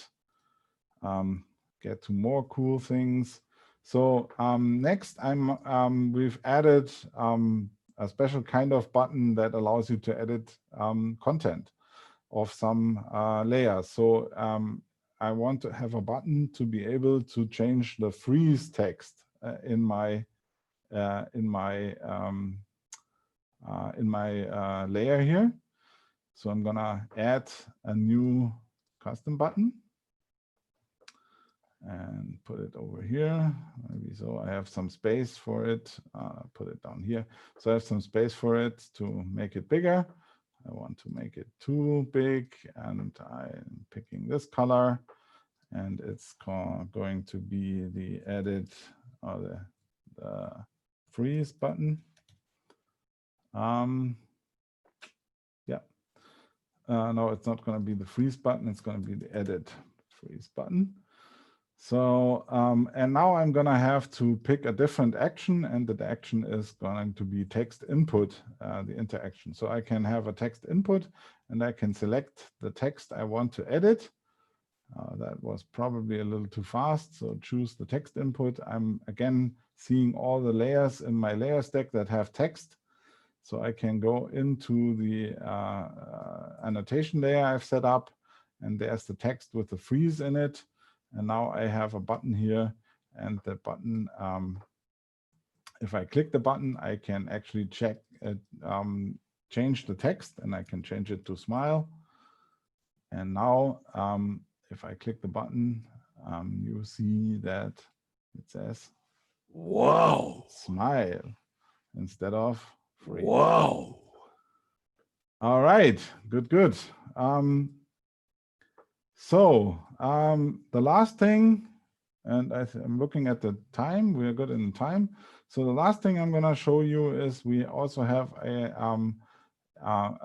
slider type. And this is also very interesting because it allows me to basically change the values of everything that has a dial control. So for example, I can go into the placer, and I have to switch it to custom so I can get access to all the values. And there's a zoom value here. And if I change that zoom value, I will change in and out. And we can actually control that through a button on the remote control surface. So I'm gonna add this, this custom button here. I'm gonna call that the zoom button. I'm gonna give it a different color. I'm gonna make it too high, And now I'm gonna select the slider interaction type. And now I'm gonna get all the layers and things that have values attached to it that I can control with the slider. I'm gonna go into the placer, main camera volume, and the main camera. I'm gonna select the zoom. And now I can actually zoom in and out. And you see if I change the zoom value to put it live, then you will see a change in MimoLive, and you also will see change it in the output. And also this shows you how connected the remote controls to MimoLive are actually. It's because when let me see if I can make it smaller a little bit. So you see also here the remote control surface. If I change the value in the zoom field here, you will see that it's also reflected in the control on the remote control surface. So that makes it very powerful to control external, to use the the remote control surface to control MimoLive. All right, so how are we doing so far? Did I go too far? No, the question we still had from Gabriel Ing was to see how you did the audio follows video. So just put a video button up there and then have it toggle the audio for the same source. All right, so yeah, I'm gonna show actually two examples how you can use this in the daily life. One is I'm gonna put in a switcher layer, video switcher. So instead of my placer, I'm gonna switch it to 4 sources. I'm gonna set up myself as a source there. So I'm gonna have a switcher. And the switcher, I can have A, B, and C. And as I've shown you before, there's a remote control for that. And I also have the lower third, and I'm going to add a couple of lower thirds here. I'm going to call one B, and I'm going to call another one C. So now I have 3 lower thirds, and they can be associated with the content of the switcher. So to do this, I'm going to edit this, and I'm going to add the video switcher. I'm going to use the compact cut layout, which gives me exactly 4 buttons for everything I can switch to. So I can switch from A to B to C, as you can see. Maybe I should change the lower thirds from automatic to manual, so they stay on until I turn them off. And so I'm gonna put that. So now I can actually use the second action to add to my button to turn on the lower third, and I'm gonna use the first button to turn on the Oliver, and I'm gonna use the second button, add an action, and where is my lower thirds? There, B, set live, and I'm gonna add the C action, lower third, C, live, and we're done. So now if I'm switching, I'm also turning on the lower thirds and the proper ones, of course. So this is one way to do this if you want to have a panel discussion and the matching lower third up on screen every time you switch. And this is basically also how you do the audio, how you would do the audio. If I have, I'm going to add an audio only layer just to make sure that you see how this works. And I'm going to have 3 variations. And those 3 variations, I should probably rename them. I can have A, B, see. I don't have 3 different audio inputs right now, so you just have to imagine that these are the audio inputs coming in. So I'm also assigning those to my switcher buttons here. Add action, audio only, set that A to live, and do the same thing for the B and C buttons. Audio set live. All right. Audio set live.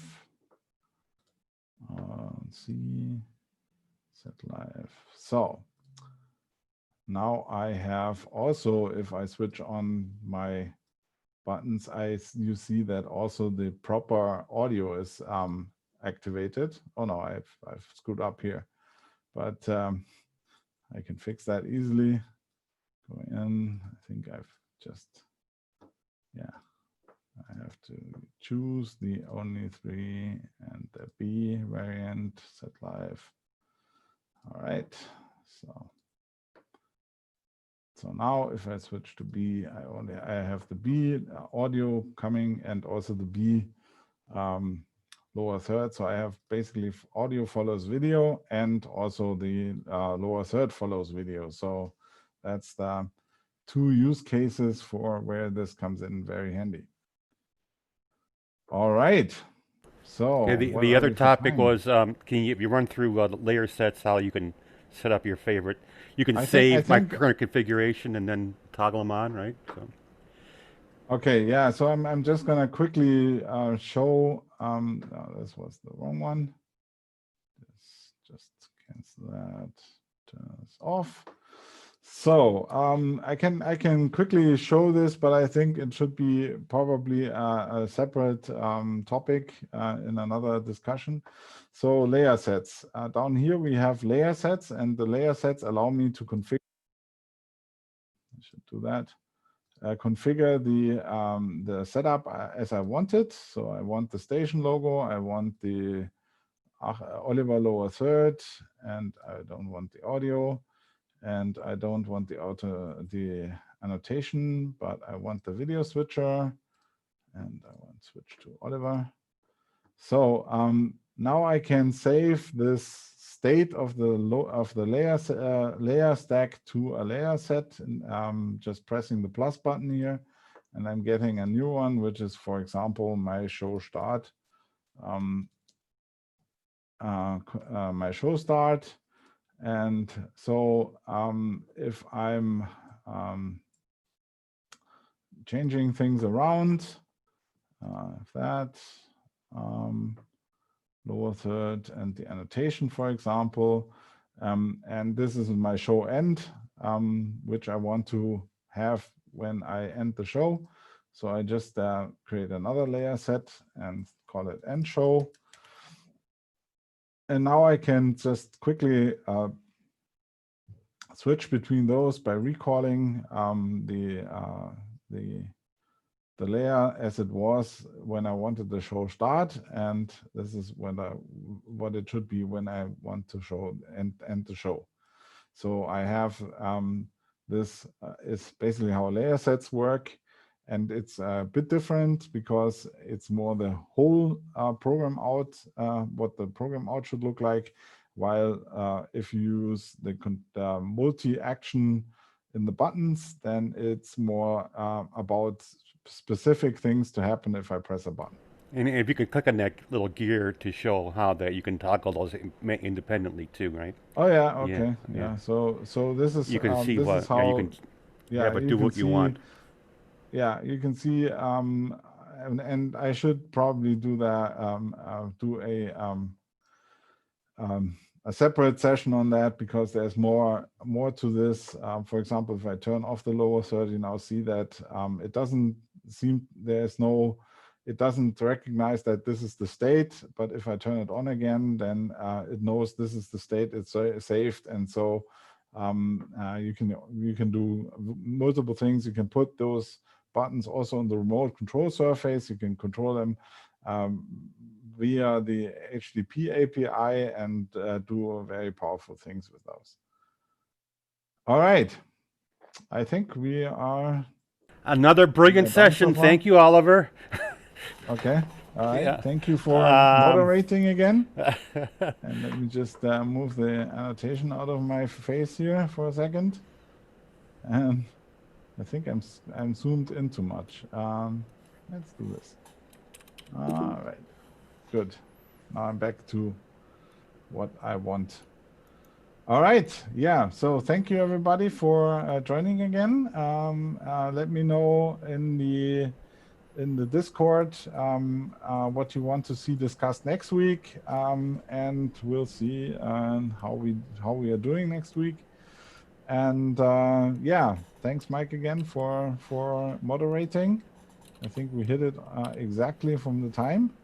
Thanks for the kind words in the comments in the chat. Thank you very much, and I hope to see you all next week. So now we have to figure out how to turn this thing off, huh?